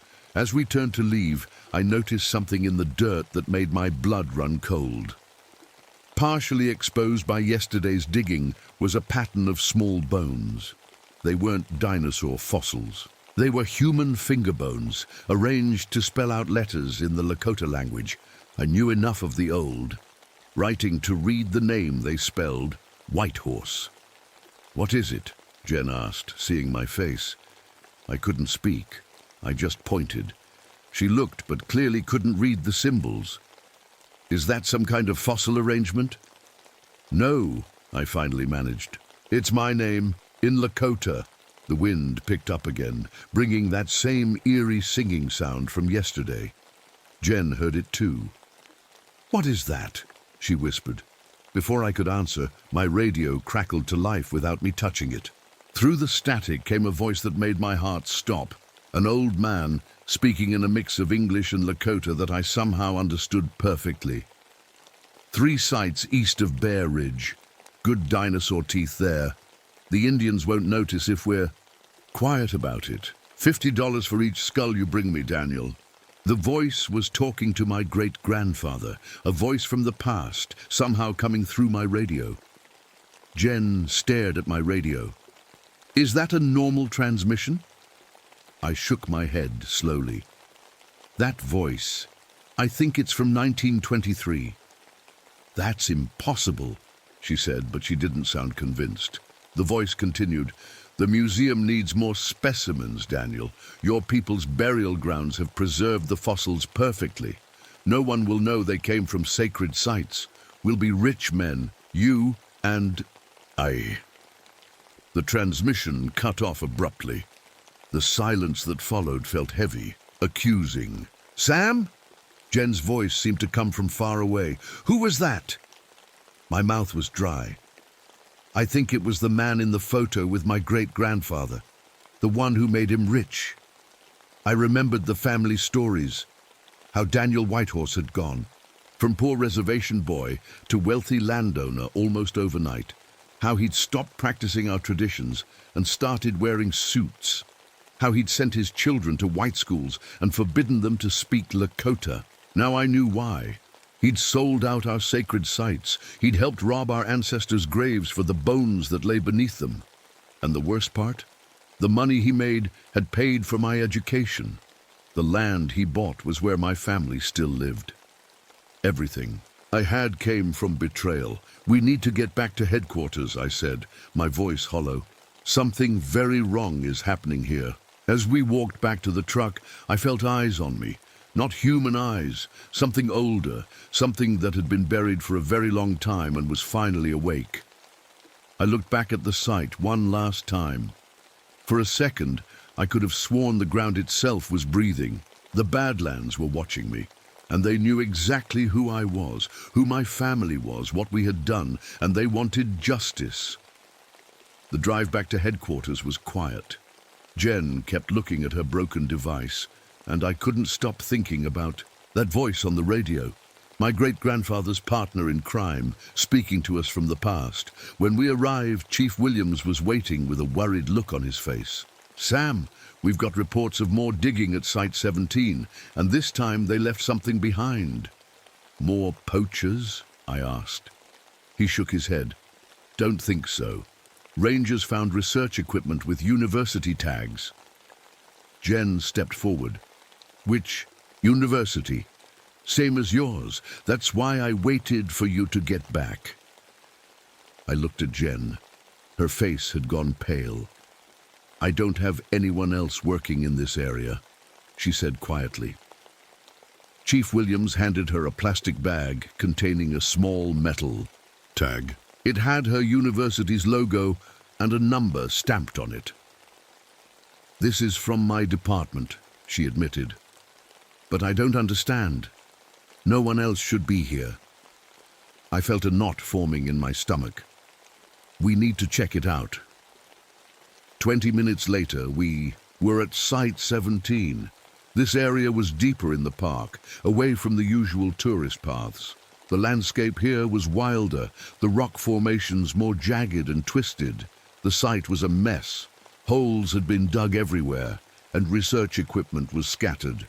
Around, sample bags, measuring tools, and a fancy camera on a tripod, still pointing at one of the larger holes. "This doesn't make sense," Jen said, picking up one of the sample bags.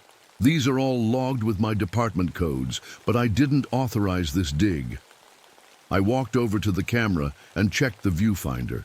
It was still on, showing the last image captured. What I saw made my skin crawl. The photo showed the dig site, but in the background, barely visible among the rock formations, was a figure. Tall and thin, it seemed to be made partly of bone, partly of stone. Its head was the skull of some prehistoric creature, with empty eye sockets that somehow still managed to look straight at the camera. "Jen," I called, my voice shaking, "you need to see this." She came over and looked through the viewfinder. Her breath caught. "What is that?" she whispered. I pressed the button to view the previous photos. Each one showed the dig progressing, and in each one, the figure was closer to the diggers, though always just at the edge of the frame, as if the photographer hadn't noticed it. In the last few images, there were fewer people in each shot. The dig team was disappearing one by one. "Where are these people?" I asked, looking around the empty site. Jen was checking the equipment tags. "This belongs to Dr. Marcus Collins. He's my department head." She picked up a notebook with shaking hands. "This is his handwriting." She flipped through the pages, her face growing more troubled with each turn.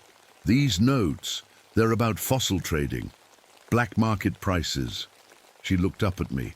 "He's been selling artifacts, using the university as cover." I thought about the voice on the radio, history repeating itself. The wind picked up, bringing with it a strong smell of sage. The herb my people burn in ceremonies, mixed with something else, something that smelled old and decayed. "Do you smell that?" I asked. Jen nodded, covering her nose. "What is it?" Before I could answer, there was a loud crack from one of the rock formations nearby. A large section had split open, revealing what looked like a hollow space inside. Cautiously, we approached the opening. It was dark inside, but I could make out shapes on the walls. I took out my flashlight and shined it into the space. The walls were covered with paintings. Ancient paintings showing people digging in the earth and tall skeletal figures rising up behind them. The style was unlike any native art I'd seen before, older, more primitive. And in the center of the cave, arranged carefully on a stone shelf, were tools, Old rusted tools that looked like they were from the early 1900s, digging tools with names carved into the handles. One of them said, D. Whitehorse, my great-grandfather's digging tools hidden away in this secret place. "Sam," Jen said, pointing to the far wall, "look." My flashlight beam found what she was pointing at. A modern backpack, torn and dirty, with a university logo on it. Next to it was a camera, the same kind as the one outside, and a wallet. I picked up the wallet and opened it. The driver's license inside showed a middle-aged man with glasses. Dr. Marcus Collins. "Where is he?" Jen asked, looking around nervously. As if in answer, my radio crackled again.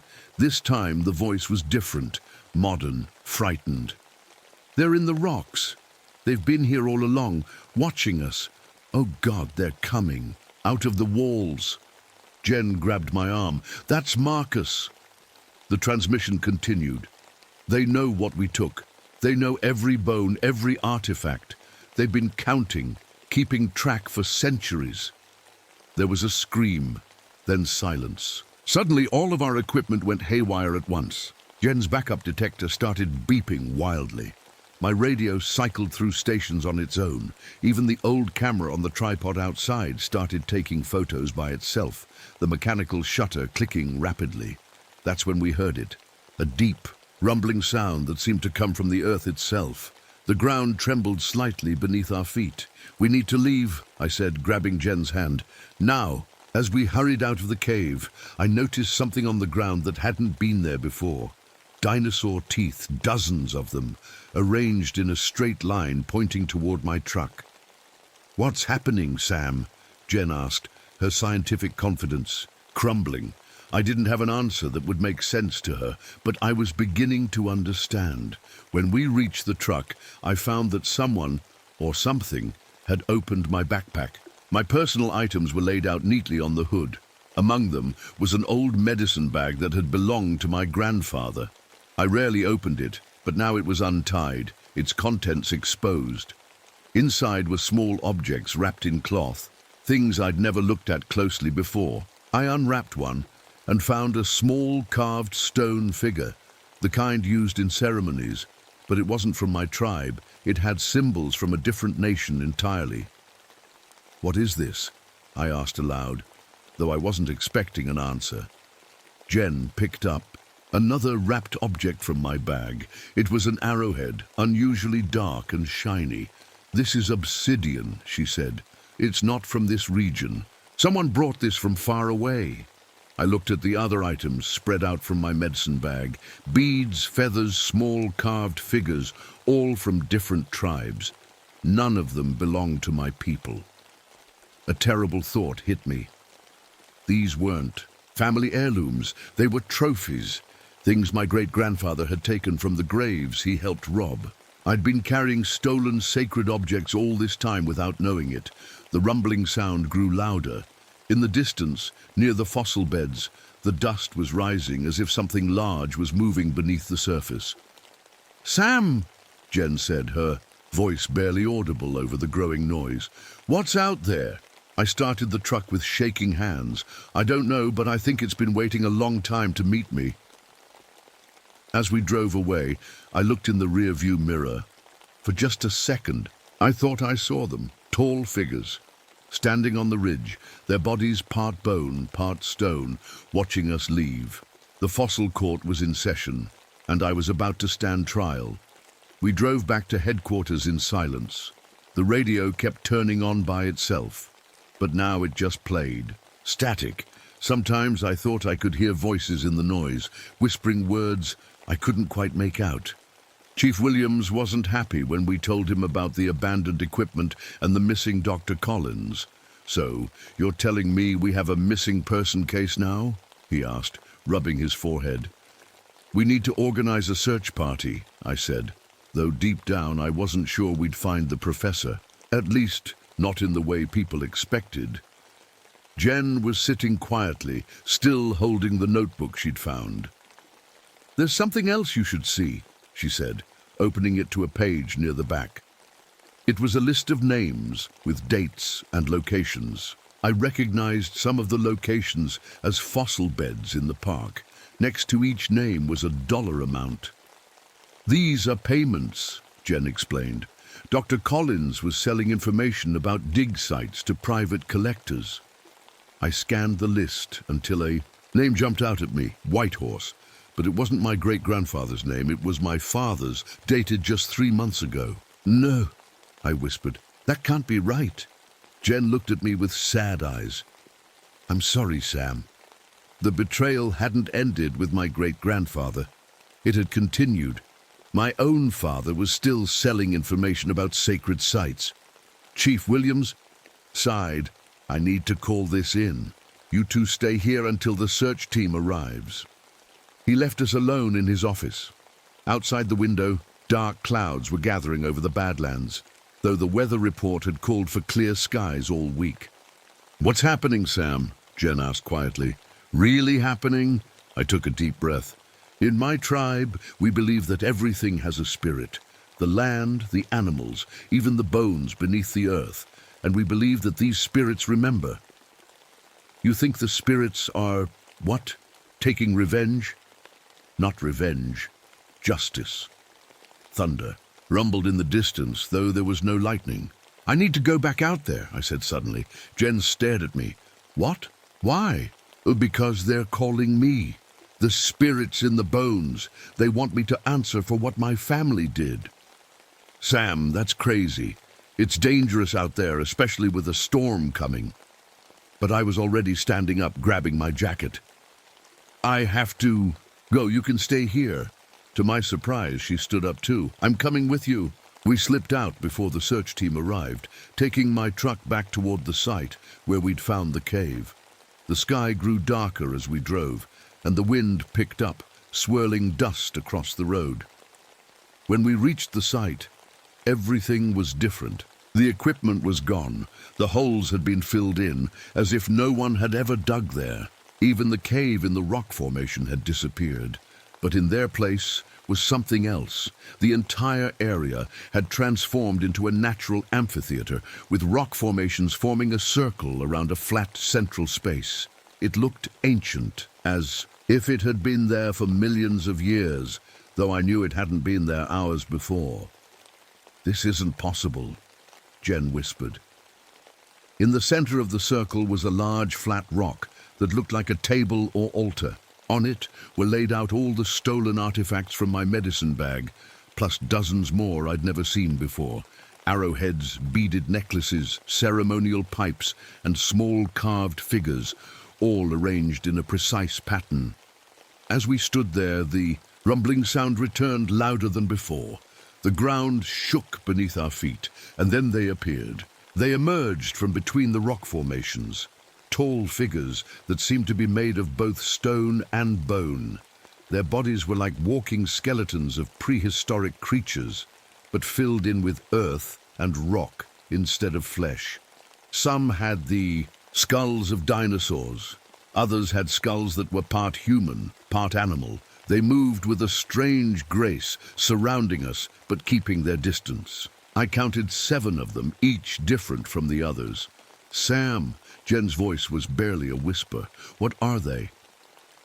Before I could answer, one of the creatures stepped forward. It was taller than the others, with the skull of what looked like a T-Rex, but smaller, more compact. When it spoke, its jaw didn't move. Instead, the voice seemed to come from the air around us, a sound that was both ancient and new at the same time. "Samuel Whitehorse," it said in a voice like grinding stones.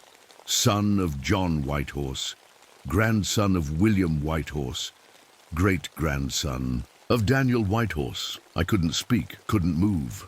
"You carry the blood of betrayal," the creature continued. "You walk on bones you were paid to forget." Another creature stepped forward, this one with a skull that was half human, half something else.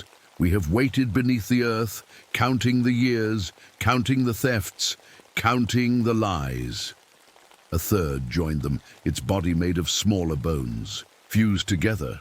"The land remembers, the bones remember. We are the memory of this place." I found my voice at last. "What do you want from me?" The first creature tilted its massive skull. "Justice." Suddenly pain shot through my body, bringing me to my knees. It felt like every bone in my body was on fire. Through the pain, images flashed in my mind, memories that weren't my own. I saw my great-grandfather leading white men to sacred burial sites. I saw them digging up bones, both human and animal. I saw money changing hands. I saw my grandfather looking the other way when museums came calling. I saw my father meeting with men in expensive suits, pointing out locations on maps. I felt the pain of each betrayal as if it were happening to me personally. The grief of ancestors watching their resting places disturbed. The anger of spirits displaced from their sacred grounds. "Stop!" Jen shouted, kneeling beside me. "You're hurting him!" The pain subsided slightly. I looked up at the creatures through tears. "I didn't know," I gasped. "I swear I didn't know." "Ignorance is not innocence," said the first creature. "You have benefited from these crimes. You wear clothes bought with blood money. You learned in schools paid for by stolen history." "What can I do?" I asked. "Tell me how to make this right." The creature with the half-human skull stepped closer. "The cycle must be broken. The stolen must be returned. The truth must be told." The third creature raised a limb made of fossilized bones. "But first, you must choose." From behind the rock formations, two more of the creatures emerged. Between them, they dragged Dr. Jennifer Morgan's boss, Dr. Collins. He was alive but terrified, his clothes torn, his face dirty. "This one has continued the theft," said the first creature. "He has sold our remains and our stories for his own gain."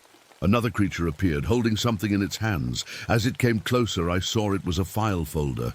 It placed the folder on the stone altar next to the artifacts.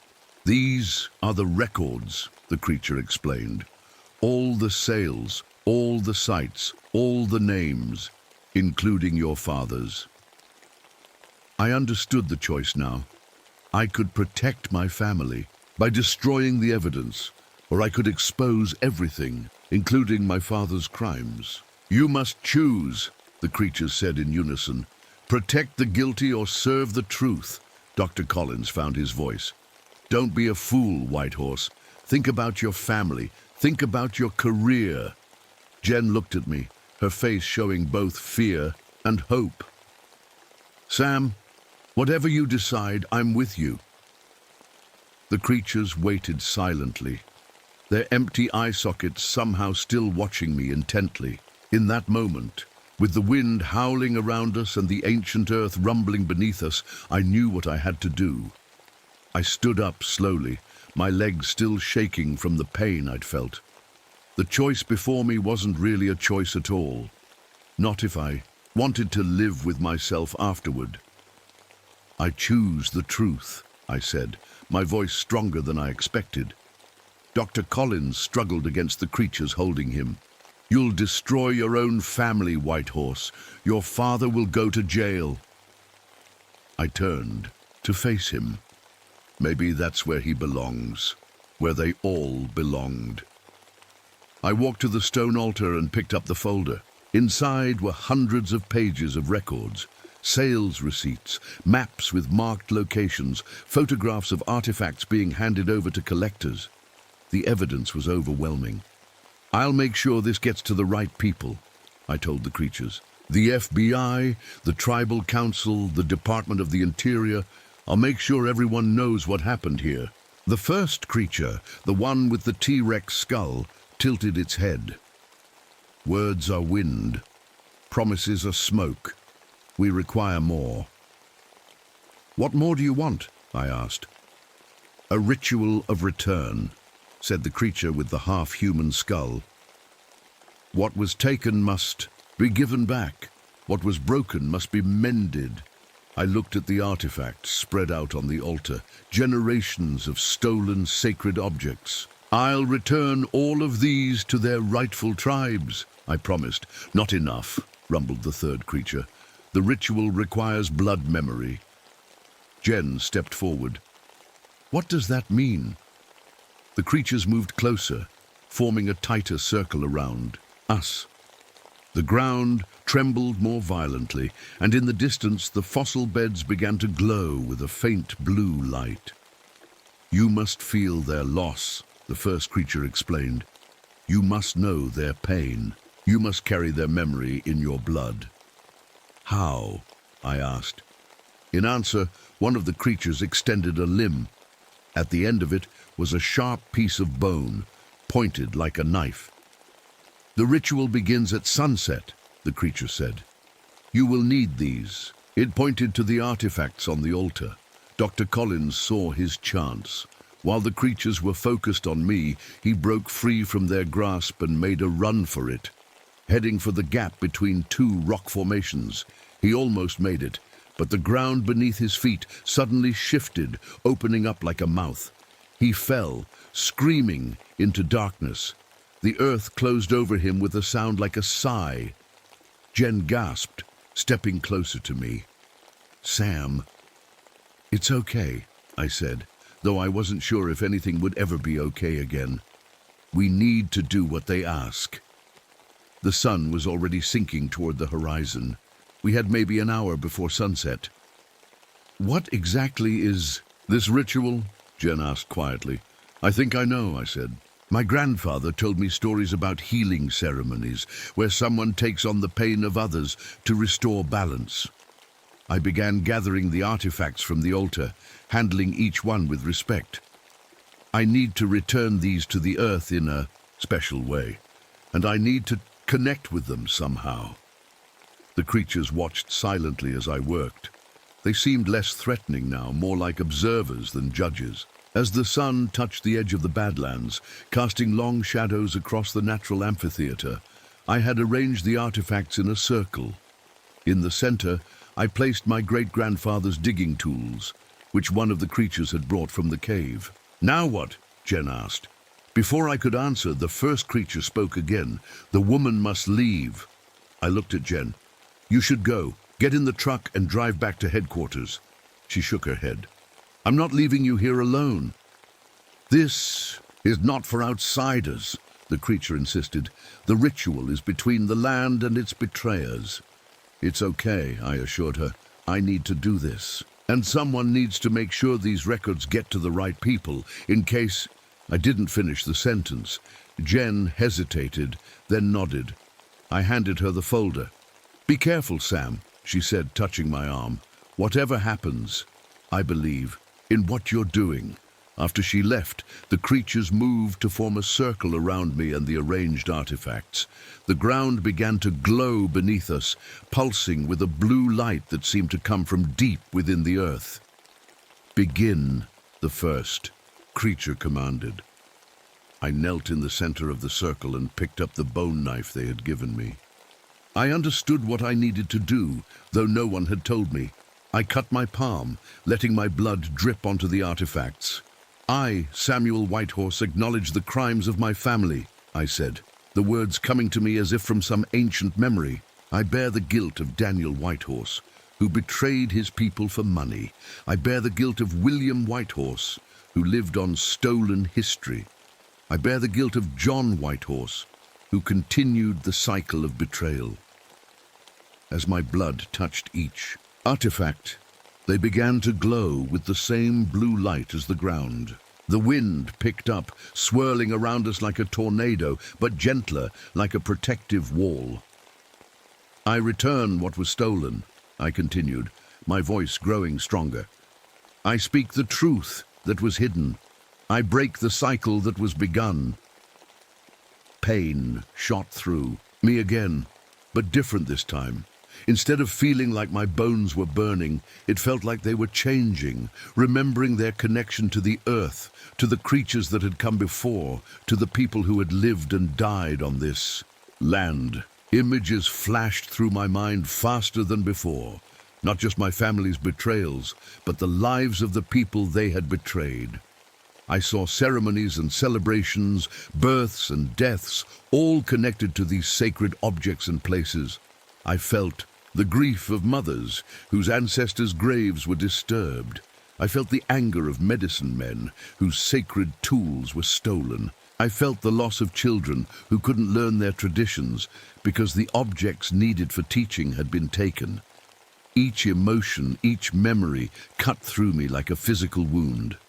I cried out, falling forward onto my hands and knees. The creatures began to move around me, faster and faster, their bodies blurring together until they seemed like one continuous circle of bone and stone. The blue light grew brighter, shooting up from the ground in pillars. The blood remembers. They chanted as they moved. The bones remember.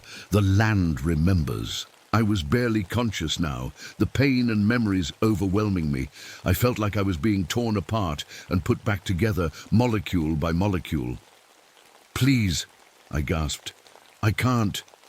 "You must," they responded as one, "for balance to be restored." With my last bit of strength, I pressed my bleeding hand flat against the earth and spoke the final words of the ritual, words I somehow knew without being taught. What was taken, I return. What was hidden, I reveal. What was broken, I make whole. The blue light exploded outward from the circle, shooting up into the darkening sky like a beacon. The ground shook violently, and I heard a sound like millions of voices crying out at once, in pain, in relief, in release. Then everything went silent and still. When I opened my eyes, the creatures were standing motionless around me. They seemed different somehow, less threatening, more watchful, almost protective. "Is it done?" I asked, my voice hoarse. The first creature stepped forward. "The ritual is complete. The balance begins to shift." I looked down at the artifacts, expecting to see them still arranged in a circle, but they were gone, along with my great-grandfather's tools. In their place was fresh earth, as if they had been buried. "What happens now?" I asked. "Now you fulfill." "Your promise?" said the creature with the half-human skull. "You tell the truth. You return what can be returned. You protect what remains." I nodded, struggling to my feet. I felt different, lighter in some ways, heavier in others, like I was carrying new memories alongside my own. "And you?" I asked. "The creatures, what will you do?" "We return to the earth," said the third creature. "But we will be watching, always watching." As if on cue, they began to sink into the ground, their bodies breaking apart and merging with the soil and rock. The last to go was the first creature, the one with the T-Rex skull. "Remember, Samuel Whitehorse," it said as it descended. "The fossil court never adjourns. Justice may sleep, but it never dies." Then it was gone, and I was alone in the natural amphitheater under the stars. In the distance, I saw headlights approaching. Jen was coming back, probably with the search team. I looked at my hand. The cut had already formed a scar, an unusual one that looked strangely like the outline of the Badlands themselves. Whatever happened next, investigations, revelations, consequences, I knew one thing for certain. The truth would finally be told. And maybe, just maybe, some small piece of what my family had broken could begin to heal. 3 months passed since that night in the Badlands. 3 months since I faced the fossil court and underwent the ritual that changed me forever. The morning after, when search teams found me, I was sitting calmly in the center of what they saw as just an unusual rock formation. They found no sign of Dr. Collins. The official report listed him as missing, presumed dead from a fall in the treacherous terrain. Only Jen knew what really happened, and even she didn't know everything. Some experiences can't be put into words. I kept my promise. The folder of evidence went to the FBI, the Department of the Interior, and the Tribal Council. What followed was like a storm breaking over the world of archaeology and museum collections. My father was arrested along with 23 other people, collectors, dealers, museum officials, and university researchers. The investigation uncovered a network of grave robbing and artifact smuggling that stretched back nearly a century. Today, I was sitting in my Ranger truck, parked on the ridge overlooking the main fossil beds. The sun was rising, painting the Badlands in shades of gold and red. The radio was on, tuned to the local news station. In continuing coverage of what's being called the Bone Scandal, another major museum has agreed to return over 200 Native American artifacts to various tribes, the announcer said. This marks the 15th such agreement since the federal investigation began earlier this year. I smiled, watching an eagle circle lazily overhead. The changes happening went far beyond just my family or this park. Museums across the country were checking their collections, tracing the origins of artifacts that had been acquired under suspicious circumstances. My radio crackled, switching stations by itself. I wasn't scared anymore when this happened. I'd gotten used to it. Through the static came a familiar voice. Not the creatures this time, but my grandfather, though he had died when I was 15. "The land remembers, Sam," he said, his voice clear despite the static. "And now you remember too." "I remember," I answered quietly. The radio returned to normal, playing a country song as if nothing had happened. I got out of the truck and walked to the edge of the ridge. From here, I could see the spot where the natural amphitheater had appeared. It looked ordinary now, just another formation in the vast, wrinkled landscape of the Badlands, but I knew better. The land was alive in ways most people never realized. It watched, it waited, it remembered. My phone rang. It was Jen. "Sam, great news," she said when I answered. "The university regents approved our proposal. We're getting full funding for the Native American consultation program." After everything that happened, Jen had left her old position and started working with me on a new approach to paleontology and archaeology in the park. Every dig, every research project would now include representatives from the tribes whose ancestral lands we were working on. No more secrets, no more theft disguised as science. "That's fantastic," I said. "When do we start?" "Next month. And there's more. That box of artifacts from the Chicago Museum arrived this morning. The Tribal Council is organizing a return ceremony next week."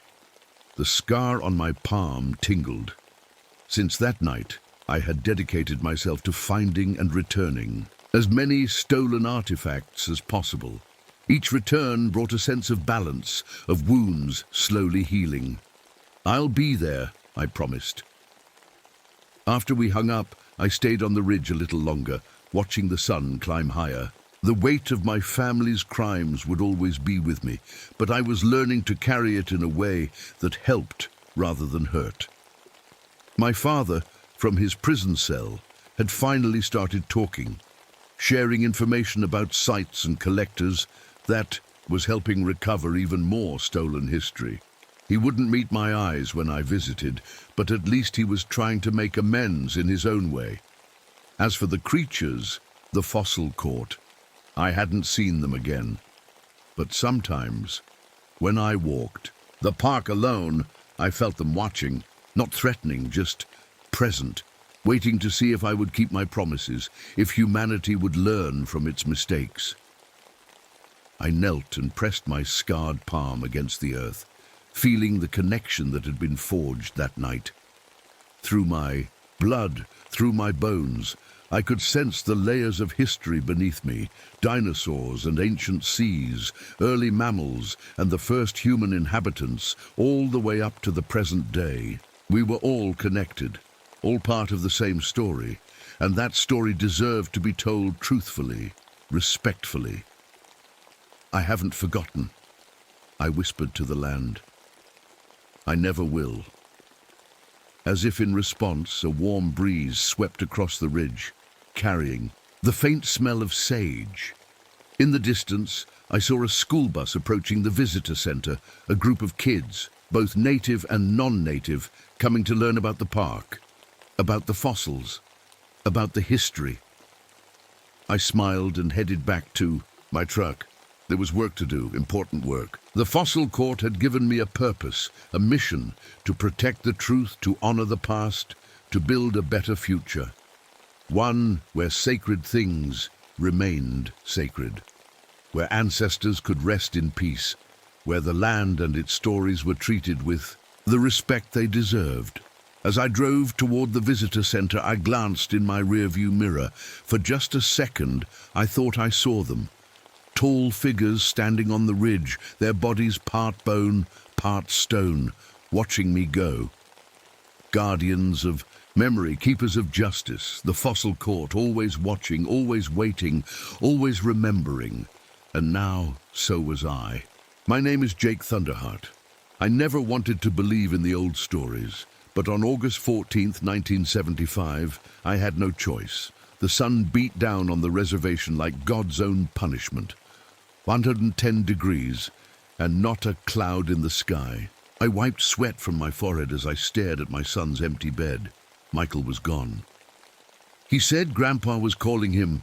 My ex-wife Mary told me over the phone, her voice shaking. But Jake, your father's been dead for 7 years. A chill ran through me despite the heat. Michael was only 12, too young to face what might be happening to him. I whistled for Duke, my old dog. He wasn't really mine. He'd been my father's dog in Vietnam. Somehow he made it back when my father didn't. Duke was ancient now, gray around the muzzle, but his eyes were sharp. He knew things no dog should know. Find Michael, I told him. Duke sniffed the air and headed straight for the forest edge, toward the sacred grounds, toward the places where the mining companies had stuck their Geiger counters and found what they were looking for beneath our ancestors' bones. I followed Duke into the trees, the heat pressing down like a weight. The dog moved with purpose, nose to the ground, then suddenly stopped and howled. The sound made my skin crawl. It wasn't a dog's howl.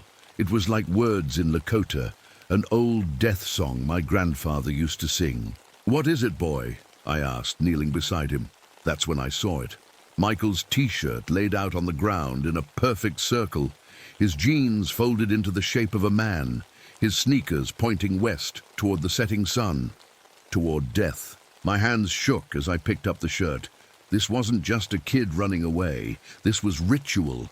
This was old magic. I pulled out my police radio. I'd been with the tribal police for 10 years, but nothing prepared me for what came through the static.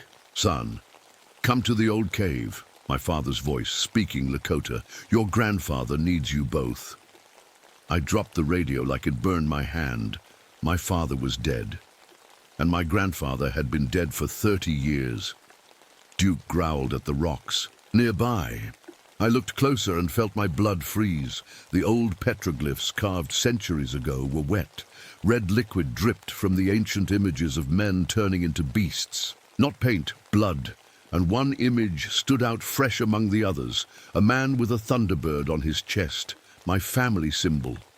Below it, 3 generations of men, transforming into creatures with wolf heads and human bodies. The uranium, the mining, they'd woken something in the earth. Something that had been waiting for the right moment, for a time when our people were already wounded by what happened at Wounded Knee just 2 years before. I knew then what was happening. The old curse. The one that took my father. The one that took my grandfather during the Second World War. My son was being called to become a skinwalker, and I was next. I never wanted to be a Thunderheart man. Our family carries a weight most people don't understand. As I followed Duke deeper into the forest, memories flooded back. My father left for Vietnam when I was 10. The night before he shipped out, I caught him standing naked in the moonlight, his skin rippling like water. I thought I was dreaming when his face stretched into a wolf's snout. "It's the family curse, son," he told me years later in a letter. "When our people face danger, one of us changes, becomes something else, something that can fight back." 2 months after that letter, they sent his dog tags home. Friendly fire, they said. His own unit shot him. They didn't say why, but I knew. He had changed in front of them. Duke stopped at a stream and whined. I knelt beside him, touching the cool water. I know, boy. I miss him too. The truth was, I'd been changing too. 3 nights ago, I woke, up 10 miles from my house, naked and covered in blood. No memory of how I got there, no wounds on my body. The blood wasn't mine. That's why Mary left. She saw it happening. Your eyes, she told me the night she packed her bags. They turn yellow when you sleep. And Michael, he's starting to talk to birds. They answer him, Jake. I thought moving to Denver would save them both. I was wrong. I pulled out the small leather pouch I always carried. My medicine bag. Inside were tiny bones passed down through generations. My father's finger bone, a piece of my grandfather's jaw, reminders of what happens to Thunderheart men. The bag felt warm in my hand, almost alive, pulling me forward. Toward Michael. A flash of memory hit me, not mine, but my father's. Jungle heat, screaming villagers. The taste of blood in my mouth as I tore through enemy soldiers at my lie. No, not my memory. His memory when he changed. The uranium miners had stirred something old in these hills. The tribal council took their money, signed the papers. Progress, they called it. But the elders knew better. You're waking the sleepers, Old Man Catches told them. I checked my watch. 4 hours since Michael disappeared. The sun would set soon, and things got worse in the dark. I'd been having episodes myself. Blackouts where I'd find myself miles from home with no memory of how I got there. Duke barked, sharply, nose pointing toward a clearing ahead. I ran forward and found Michael's shoes, neatly placed beside a circle of stones. Inside the circle, small animal bones arranged to spell out words in Lakota. The grandfather calls when the earth bleeds. My hands shook as I picked up one of Michael's shoes. Still warm, he was close, that's when I heard it. A child's laughter mixed with a sound no human throat should make. My son's voice, but wrong somehow. Dad? I found Grandpa, he's waiting. For you too. I spun around. No one there, just trees and shadows growing longer by the minute. Michael, I shouted. Come out, son, Duke growled, hackles rising, not at the voice, but at me. He could sense it, the change starting inside me. My skin felt too tight. My teeth ached in my gums. I had to find Michael before night fell, completely, before the full moon rose, before we both became something our ancestors feared. The forest grew darker as I pushed forward. Duke's ears perked up suddenly and he darted off the path. I followed, pushing through thick bushes until we came to a small clearing. My heart stopped when I saw her. Carmen Santos, a woman from the reservation who'd gone missing last week. Her body lay curled on the ground, her skin blackened like she'd burned from the inside out. Her fingers were locked around a rosary. The metal beads melted into her palm. Oh God, I whispered, kneeling beside her. This wasn't an accident. This wasn't natural. Duke whined and pawed at the ground. Small footprints led away from Carmen's body, children's footprints that changed halfway across the clearing. The toes lengthened, becoming more like animal, paws than human feet. Carmen had 3 children, all missing now. I keyed my radio trying to call for backup, but only static came through. Then a voice, distorted and broken, "You watched me burn, Maria. Now watch the children burn too." I didn't know any Maria.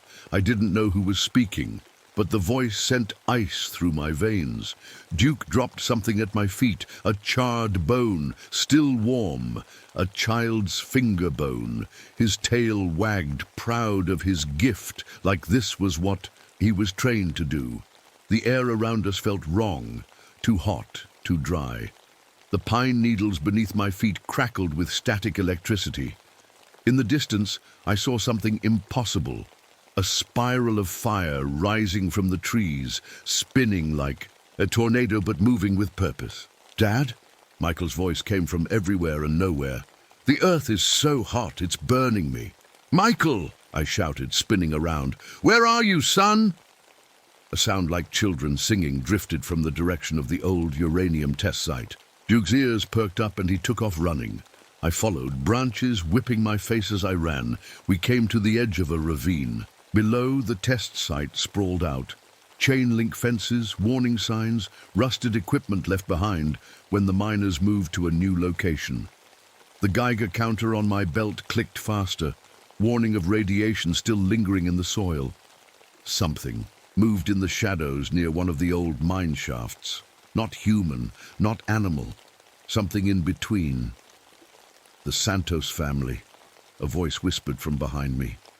I turned to find Old Man Catches standing there, though I hadn't heard him approach. What about them? I asked. Every generation, one of them feeds the fire, he said, his ancient face grim in the fading light. Since 1847, a curse, like yours, but different. I don't understand. The uranium woke something old, he said, something that was sleeping. Now it's hungry again. A child's scream echoed up from the ravine, then another, then a third. Tia Maria, we're so hot, the voices called. Please help us. Please don't leave us like you left Tio Luis. The old man gripped my arm. They're not talking to you. They're talking to her. He pointed to a woman standing at the edge of the test site. Maria Santos, Carmen's sister. She stood perfectly still, staring down into the darkness of the mine shaft. What's happening? I asked, my voice barely a whisper. Family sins, Old Man Catches said. Your son was just the bait. The Thunderheart curse and the Santos curse are tangled now. Your boy called to hers. Fire calls to skin. The ground beneath us trembled. The radiation meter on my belt screamed its warning. Plants around the test site suddenly burst into flame, burning too bright, too hot. The sand on the ground began to melt into glass, creating a maze of mirrors, reflecting the fire 100 times over. In each reflection, I saw not my face, but my father's, and behind him my grandfather's, and behind him faces of Thunderheart men I'd never known, stretching back through time. All of them with yellow eyes, all of them changing. From the radio, on my belt came a man's voice, speaking through impossible static. Maria knew I would die. She wanted me dead.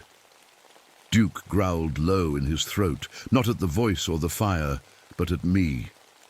He could smell it now, the change coming, my skin burning from the inside out. I slid down the ravine toward Maria Santos, rocks cutting my palms. Duke followed, his old bones somehow keeping up. The air grew hotter the closer we got to the test site, like walking into an oven. Maria didn't move as I approached. Her eyes were fixed on the mine entrance. Maria, I called. We need to leave. It's not safe here.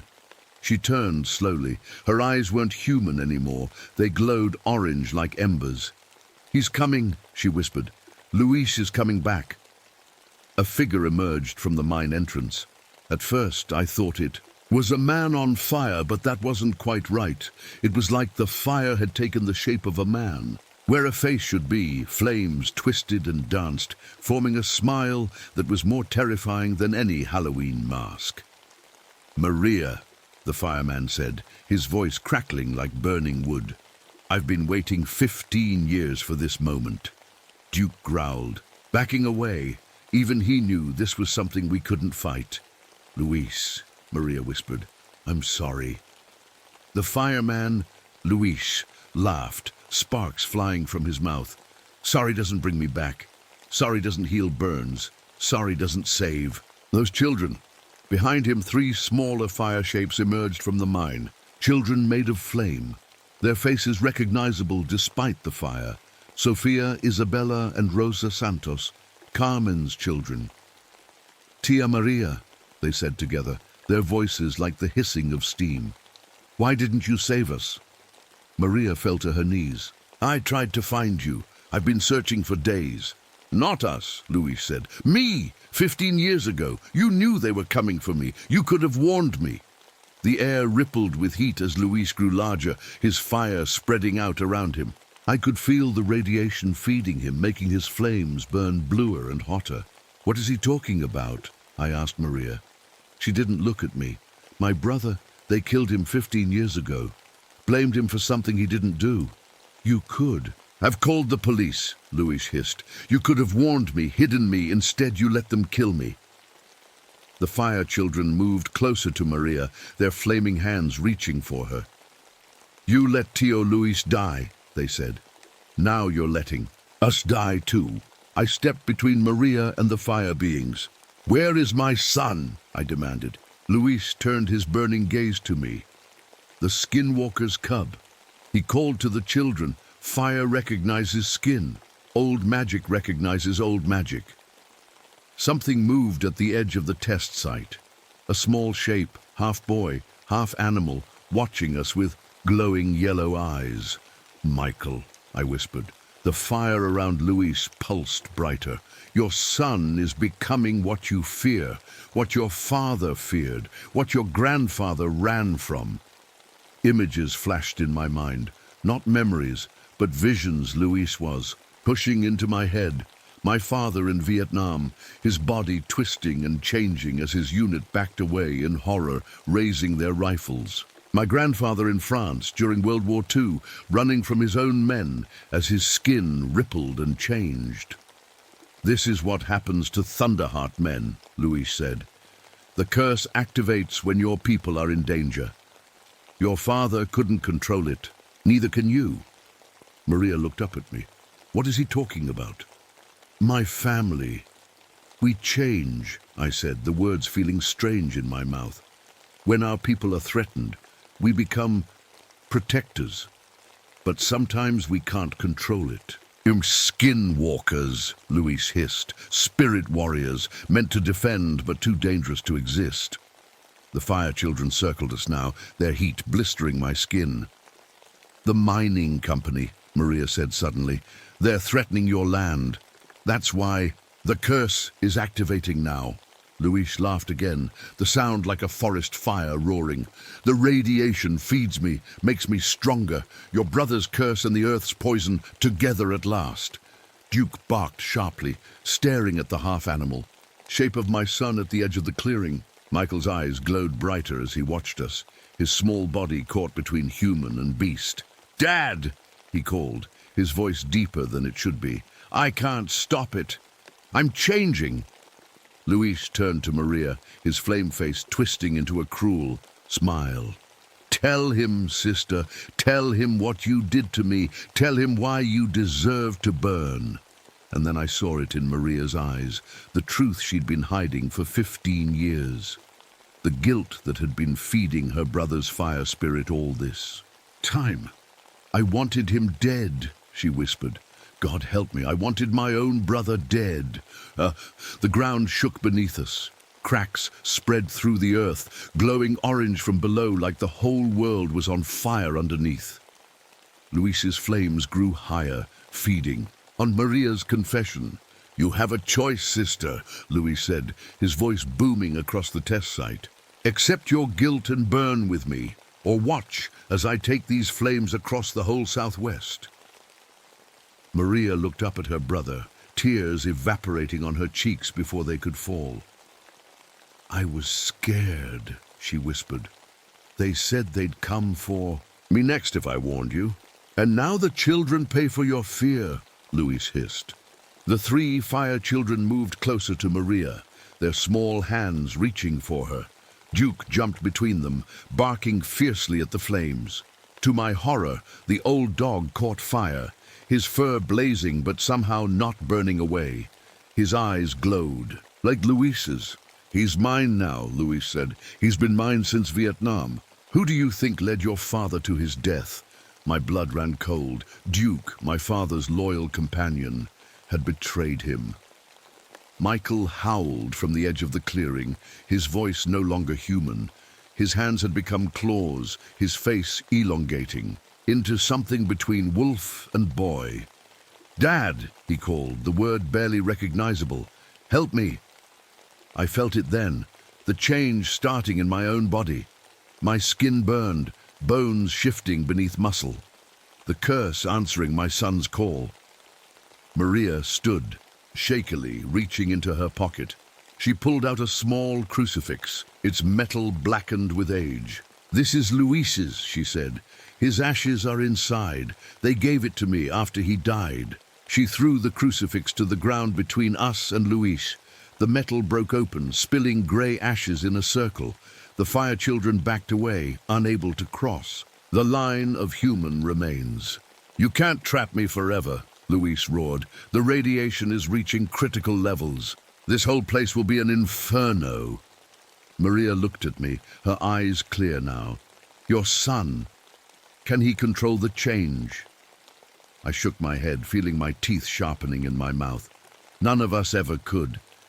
"The children," she said, looking at the three, small fire beings.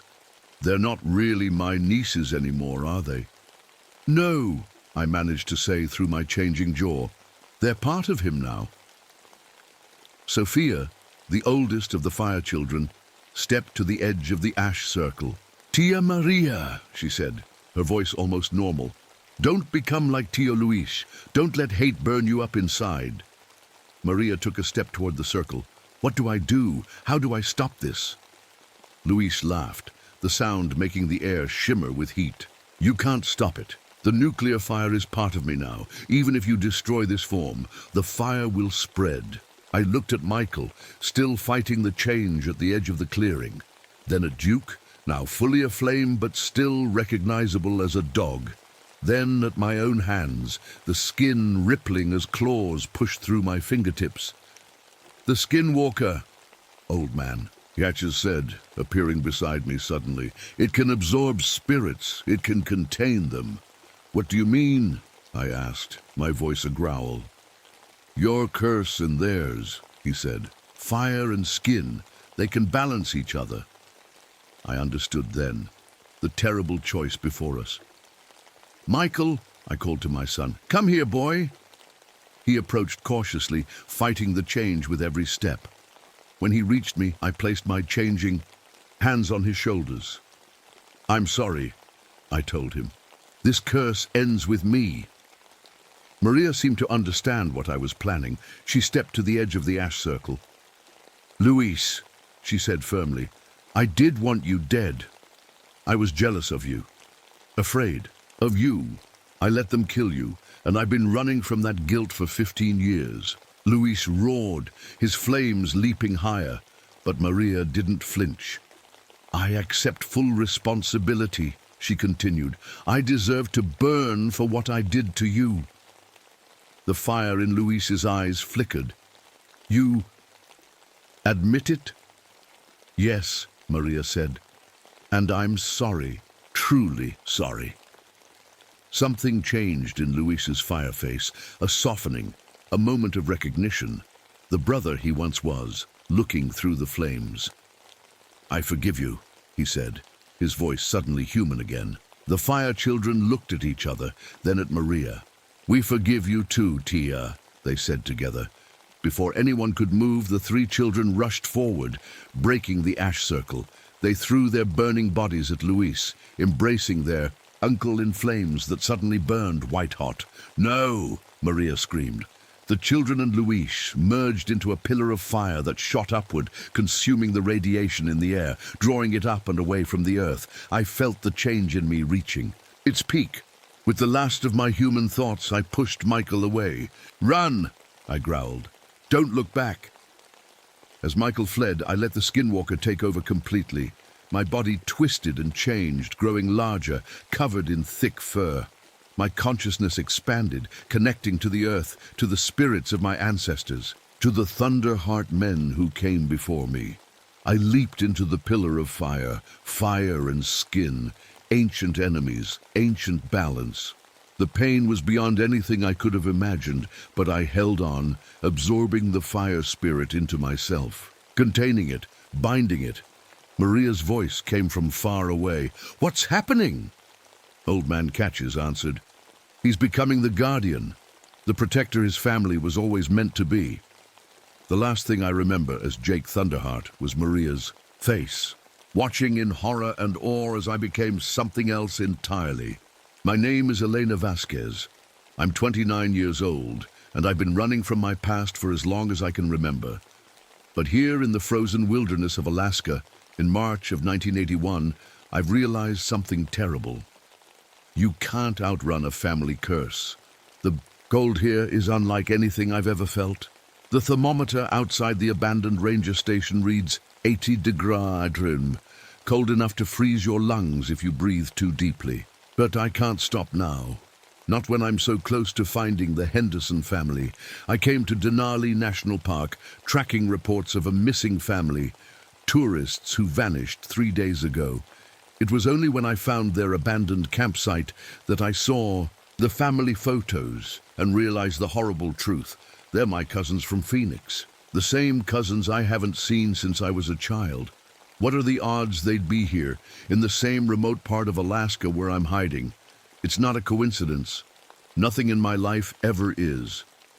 My loyal husky Kodiak pulls at his leash, urging me toward the research station visible through the trees. I've had him since he was a puppy, the one constant companion in my life after I fled Arizona and my ex-husband Carlos. But today, Kodiak is acting strange, growling softly, pulling me forward even when I command him to stop. Kodiak, heel, I shout. But the wind swallows my words. The snow crunches beneath my boots as we approach what looks like a body half buried in the snow. My heart races as I brush away the powder, revealing the frozen face of a man in 1920s expedition gear. He's perfectly preserved, as if he died yesterday, but the style of his clothing tells me he's been here for decades. The worst part, half. His face is missing, not from decay, but from what looks like bite marks. Human bite marks. I've seen this face before, in old family photos my grandmother kept hidden. Great-grandfather? I whisper, my breath clouding in front of me. That's when I notice more bodies emerging from the melting permafrost around me. An entire expedition team, all partially eaten, all perfectly preserved in the ice. My family's darkest secret, buried for 60 years, now exposed by whatever is happening to the land. My radio crackles to life, startling me. I haven't turned. Idon, Elena, I found you, bitch, I'm coming. Carlos's voice, impossible. He's in Arizona, thousands of miles away. Yet I'd recognize the smooth, threatening tone anywhere. The same voice that whispered terrible things while his fists left bruises no one else could see. I drop the radio like it's burning my hand. Kodiak whines, then does something impossible. He speaks. Miha, you came back. Now we can be family forever. It's not Kodiak's voice. It's my great-grandfather's voice, a voice I've never heard but somehow recognized deep in my bones. The dog's eyes reflect the pale Arctic sun, intelligent and hungry in a way no dog's eyes should be. With trembling hands, I reach into my pack for the satellite phone to call for help. Instead, my fingers find an old envelope I never packed. Inside are photographs of me as a child, my face circled in red marker with the word Target scrawled across the bottom. They look like research materials, like I'm an experiment. And that's when it hits me. The research station wasn't studying Arctic wildlife or climate patterns. They were studying my family, studying me. The nuclear accident reported on the news 3 days ago wasn't an accident at all. It was bait to draw me here. I look down at the rosary hanging around my neck, the one my father gave me before he disappeared. Each bead feels heavier than it should, as if something lives inside them. Growing up, I had nightmares of my great-grandfather doing terrible things, eating his wife alive while their children watched. I always thought they were just bad dreams. Now I know better. Those weren't dreams. They were memories passed down through my blood. You see, the Vasquez family has a curse. Every generation produces a Wendigo, a creature of insatiable hunger, born from violence and cannibalism. My great-grandfather became one in the 1920s during his expedition here. He ate his team when supplies ran out, and something ancient living beneath the permafrost took hold of him. Carlos knew about the curse. He wasn't just an abusive husband. He's the descendant of the shaman who cursed my bloodline. All those years of beatings, of breaking me down, it wasn't just cruelty. It was preparation, weakening my will so the Wendigo spirit could take hold. And the Hendersons, my cousins, they didn't come here by accident. Carlos paid them to come, to act as bait, to be food. Last night I woke up with the taste of blood in my mouth and animal bones scattered around my sleeping bag. I don't remember hunting, I don't remember eating, but my hunger, it's growing, changing, becoming something that regular food can't satisfy. I'm not here by accident either. I didn't come to Alaska to escape my past. Deep down, I think I always knew I was fulfilling a destiny 60 years in the making. As I stare at the nuclear research station in the distance, watching the snow that seems to glow with unnatural energy, I feel something stirring inside me. A hunger older than time, made stronger by the nuclear accident. The ice around me seems to burn, melting not from heat but from radiation. Kodiak, or whatever is using Kodiak, looks up at me expectantly, waiting for me to accept what I'm becoming, what I was always meant to be. And somewhere in the distance I can hear Carlos's helicopter approaching, coming to claim his prize, coming to complete what began generations ago. I am Elena Vasquez, and this is not a story of escape. This is a story of homecoming. The research station looms ahead of me, a dark shape against the endless white. Snow crunches under my boots as I approach. The door hangs open, swinging gently in the wind. Something is wrong, very wrong. "Hello," I call out, my voice small against the vastness of Alaska. No answer. I step inside, Kodiak padding quietly behind me. The air feels wrong, too warm for a building with an open door in sub-zero weather. My flashlight beam cuts through the darkness, revealing overturned chairs and scattered papers, and then I see them, the scientists. They're huddled in the corner, 3 men and 2 women in white lab coats. They're not moving, but they're not dead either. Their skin is blue-black with frostbite, spreading like ink across their faces. But their eyes follow my light.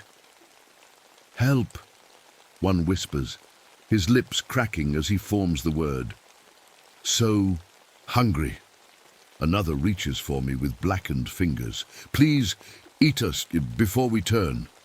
I back away, my heart pounding so hard I can feel it in my throat. This isn't normal frostbite. People don't ask to be eaten. Kodiak whines, then trots outside. When he returns minutes later, he's dragging something in his mouth. A human arm, fresh, still dripping. He drops it at my feet, tail wagging, like he's brought me a stick to throw. I recognize the turquoise bracelet on the wrist. It belongs to my cousin Maria Henderson. Kodiak has brought me a gift from my family. "No," I whisper, backing away. "No, no, no." But my stomach growls. I'm so hungry. I haven't eaten in days, and the smell, I shouldn't find it appealing. I shouldn't want to. I run outside, gasping for air, trying to clear my head. The snow burns my skin where it touches, not with cold, but with heat. The nuclear accident has changed it somehow. Ice that burns from the inside out. In the distance, the reactor building glows with an unnatural blue light.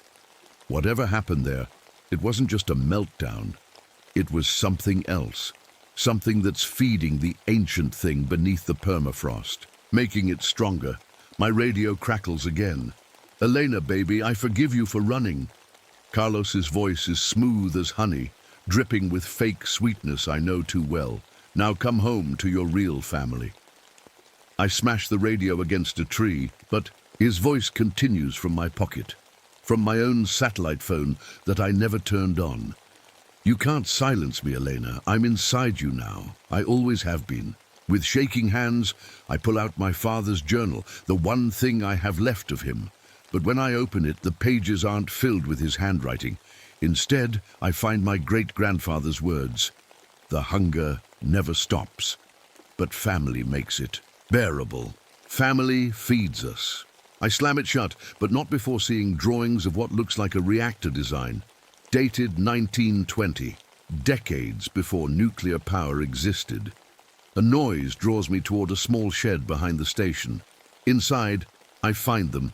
The Henderson children? My little cousins Tommy and Anna, their small bodies frozen blue, moving jerkily like broken toys.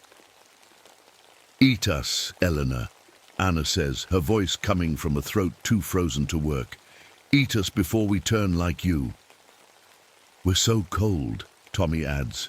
"The fire inside, you can save us." I back away, tripping over something. When I look down, I see my own reflection in a puddle of water. But it's not my face looking back at me. It's my great-grandfather's. His skin stretched tight over bones, his eyes black pits, his mouth filled with too many teeth. The helicopter sound grows louder. Carlos is coming to finish what he started. I run back to the station and find a working radio. I try calling for help, but all I get is a broadcast I never asked for. A woman's voice listing names and dates. Maria Vasquez, 1928, eaten by her father Manuel. Isabella Vasquez, 1942, eaten by her uncle.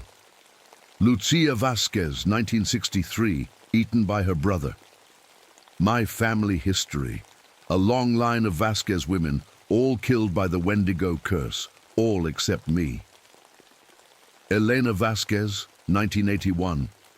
The voice trails off, waiting for my fate to be sealed. Outside, the helicopter lands. The door opens and Carlos steps out. He looks exactly the same. Handsome, well-dressed, his smile never reaching his eyes.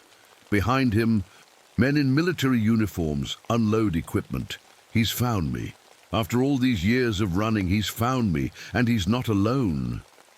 The snow around the helicopter begins to move. The ice shifts and cracks. And from beneath the permafrost, something is emerging. Something that has waited 60 years for my return. I can feel it calling to me, calling to the hunger growing inside. I look down at Kodiak, but my faithful dog's eyes are now glowing blue, the same blue as the reactor, the same blue as the thing crawling out of the ice. "What do I do?" I whisper. Kodiak tilts his head. "You know what to do, Mija," my great-grandfather's voice answers. "You've always known." As Carlos walks toward me across the snow, I feel something break inside me. The last piece of the woman I was trying to be. The hunger rises, and I no longer want to run. Carlos stops 10 feet away from me, his breath making clouds in the freezing air. His smile is the same one he wore when he'd hurt me, and then say he was sorry. "You look good, Elena," he says, "like we're meeting for coffee instead of in this frozen hell." Alaska agrees with you. I want to run, but where would I go? The snow stretches for miles in every direction, and the helicopter is my only way out. "What do you want?" I ask, my voice steadier than I feel. What I've always wanted. Family reunion. The ground between us cracks. The ice splits open like a wound, and something rises from beneath. It's shaped like a man, tall and thin. But no man ever looked like this. Its skin is stretched tight over bones, glowing blue like the reactor. And its face, I know that. Face from the old photographs. "Great-grandfather," I whisper. Manuel Vasquez stands before me, 60 years dead but somehow alive. His body flickers like a bad TV signal, sometimes looking like himself, sometimes wearing the faces of others, people he's eaten over the decades. My grandmother's face appears briefly, then my father's. "Mija," he says, his voice the sound of ice cracking. "You've grown so beautiful." Carlos walks to stand beside the Wendigo, completely unafraid. "I've been taking care of your great-grandfather for years, Elena. All that time you thought I was just your husband. I was preparing you." Kodiak growls, but not at the monsters. In front of us, he growls at me, herding me toward them like a sheep to slaughter. "Kodiak's been with us from the beginning," Carlos explains. "He's not really a dog. He's a shapeshifter, a familiar. He's guided 4 generations of Vasquez women to their doom." "Why?" My voice breaks. "Why me? Why our family?" The Wendigo's mouth stretches into a smile too wide for a human face. "Eat Carlos first, Mija. He's been seasoning himself with violence. For years, his cruelty makes the meat taste better. Carlos laughs. He's joking. We're partners. But the hungry look the Wendigo gives him suggests otherwise. The Wendigo reaches for me, its long fingers stopping just short of my face. Where it touches the air, frost forms. Let me show you something, Elena. Images flood my mind. Women with my eyes, my nose, my chin. My grandmother as a young woman running through woods. My great-aunt hiding in a cellar. All of them hunted. All of them caught. All of them turned or eaten. They're waiting for you, the Wendigo whispers. All of them. Your true family. Behind me I hear shuffling footsteps. The Henderson family emerges from the trees. All of them, not just the children. Their skin is blue with frost. Their movements jerky, but they're walking. Nuclear radiation has done something to them, kept them moving after death. The accident was no accident, Carlos says, seeing me look at them. We needed the radiation. The government has been interested in your family for generations. He gestures to the men by the helicopter, all wearing military patches I don't recognize. Imagine soldiers who can survive in any environment, who can eat enemy troops for sustenance. You're insane. I'm practical. The Wendigo curse is just another weapon. Your great-grandfather was the prototype. You're the final product. The Wendigo hisses. The child, Carlos. Tell her about the child.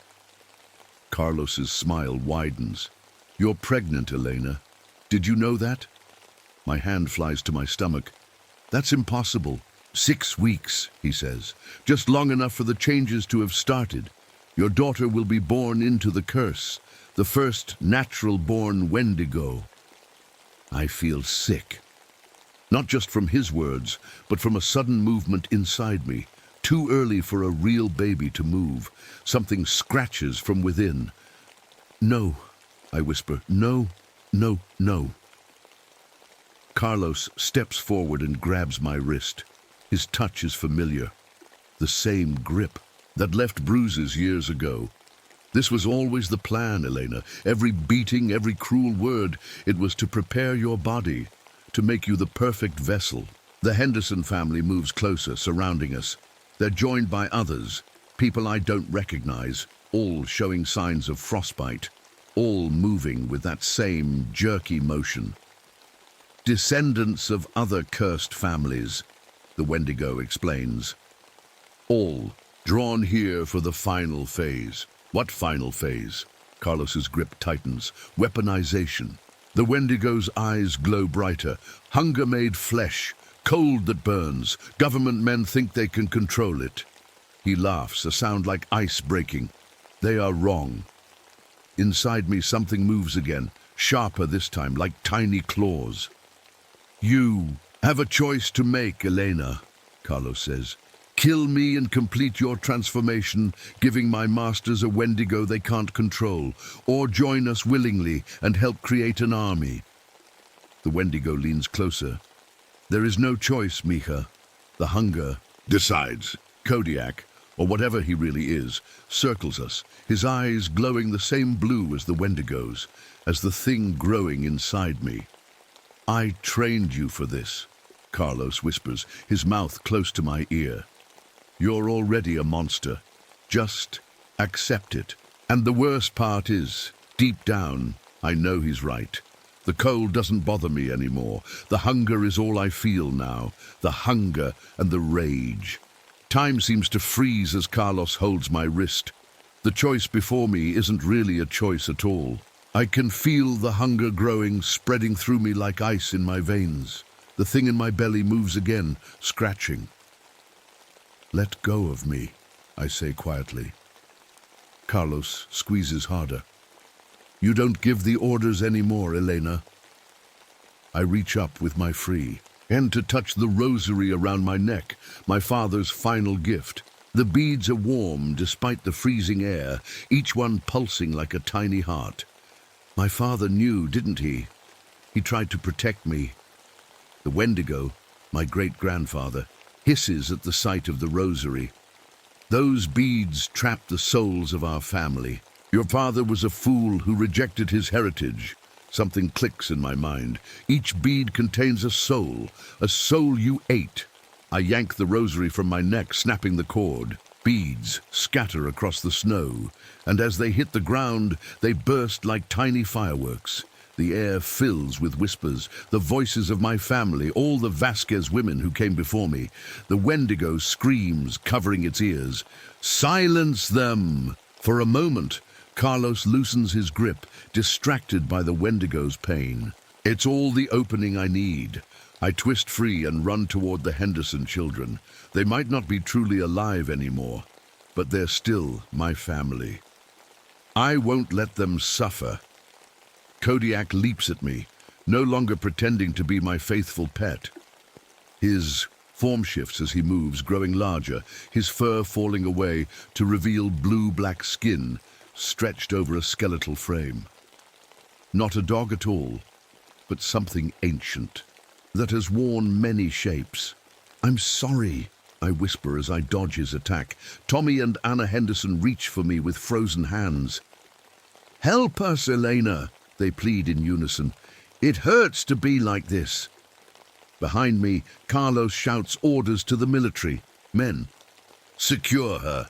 The transformation is beginning. I grab a flare gun from my pack, my last resort for emergencies. I aim it, not at my enemies, but at the reactor building in the distance. Elena, don't be stupid, Carlos warns, advancing on me. You'll kill us all. Better than becoming what you want me to be. I fire. The flare arcs through the air, a streak of red against white sky. It hits the damaged reactor building, and for a moment, nothing happens. Then the world explodes in blue light. The blast knocks everyone off their feet. Snow melts instantly around us, revealing the frozen earth beneath. The Wendigo shrieks, a sound like metal tearing. Carlos crawls toward me, his face twisted with rage. You bitch, do you know what you've done? I do know. The radiation will spread, the military's plans are ruined, and most importantly, the Wendigo, my great-grandfather, is vulnerable. He towers over us, his form flickering between human and monster, weakened by the souls I've released, and confused by the new radiation flood. For just a moment, I see regret in his ancient eyes. It was supposed to end with me, he rasps. The curse was supposed to die in the ice. Carlos reaches me, his hands going for my throat. I spent years preparing you. Years. As his fingers tighten around my neck, something inside me snaps. Not my will breaking, but something new being born. The hunger takes over. My teeth find Carlos's throat before I even realize I've moved. The taste of blood fills my mouth, hot and coppery. I should be disgusted. I should be horrified. Instead, I'm satisfied. For the first time in my life, I'm giving Carlos exactly what he deserves. His eyes widen in surprise as I tear into him, not like a human would, like something else, something hungry. You train me well, I whisper through bloody teeth. The Wendigo, my great-grandfather, watches with approval as I feed. With each a bite, I feel myself changing. My skin hardens. The cold no longer bothers me. The thing in my belly grows quiet, satisfied by the feast. When Carlos stops moving, I turn to the Henderson children. Their frozen eyes plead with me. They don't want to exist like this. Not alive, not dead, just suffering. I'm sorry, I say again, and this time I mean it differently. I do what needs to be done, quickly, mercifully, and yes, hungrily. Each life I take feeds the thing I'm becoming, but also puts my family out of their misery. It's the kindest cruelty I can offer. The military men flee toward the helicopter, but the radiation is spreading too quickly. They won't make it far. The Wendigo, curse, and nuclear power were never meant to mix. When it's done, when the snow is stained red around me, my great-grandfather approaches. He looks more human now, the monster fading as his purpose is fulfilled. The curse transfers, Mija, he explains, his voice growing weaker. My hunger is yours now. My burden is yours. Why our family? I ask. Why did this happen to us? Some bloodlines are cursed. Some hungers never die. He reaches out with a withered hand to touch my face. But you can end it here. Trigger. The final meltdown. Bury it all in ice again. I look down at my hands. No longer my hands, but clawed things made for hunting. I think about the life growing inside me, a daughter who would inherit this curse. I can't let that happen. My great-grandfather nods, understanding my decision. Family protects family, he whispers. Then he collapses, his body dissolving into the melting snow, his hunger finally at peace after 60 years. I walk to the reactor controls, my new body already adapting to the radiation. One last act before I surrender to what I've become. I set the final meltdown sequence. In minutes, this entire facility will be destroyed. The Wendigo army will never be created. The government project will be buried under tons of ice and snow as alarms blare and lights flash. I walk out into the Alaskan wilderness. The hunger pulls me north, toward the deepest part of the Arctic, a place where no humans will find me, where I can't hurt anyone else. Kodiak, or whatever he truly is, follows at a distance, no longer my pet, but bound to me nonetheless. Familiar of a Wendigo, doomed to bring me prey for decades to come. I place a hand on my belly, feeling the unnatural life growing there. My daughter, another Wendigo. I will have to do the unthinkable when she's born, to prevent the curse from spreading. The ice beneath my feet doesn't crack anymore. It welcomes me. I'm becoming part of it, a legend, a monster, a cautionary tale told by natives who know to avoid this cursed place.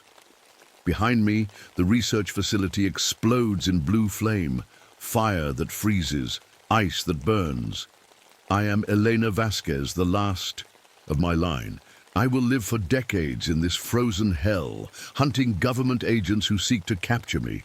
I will give birth to Wendigo children who must be destroyed before they can spread the curse.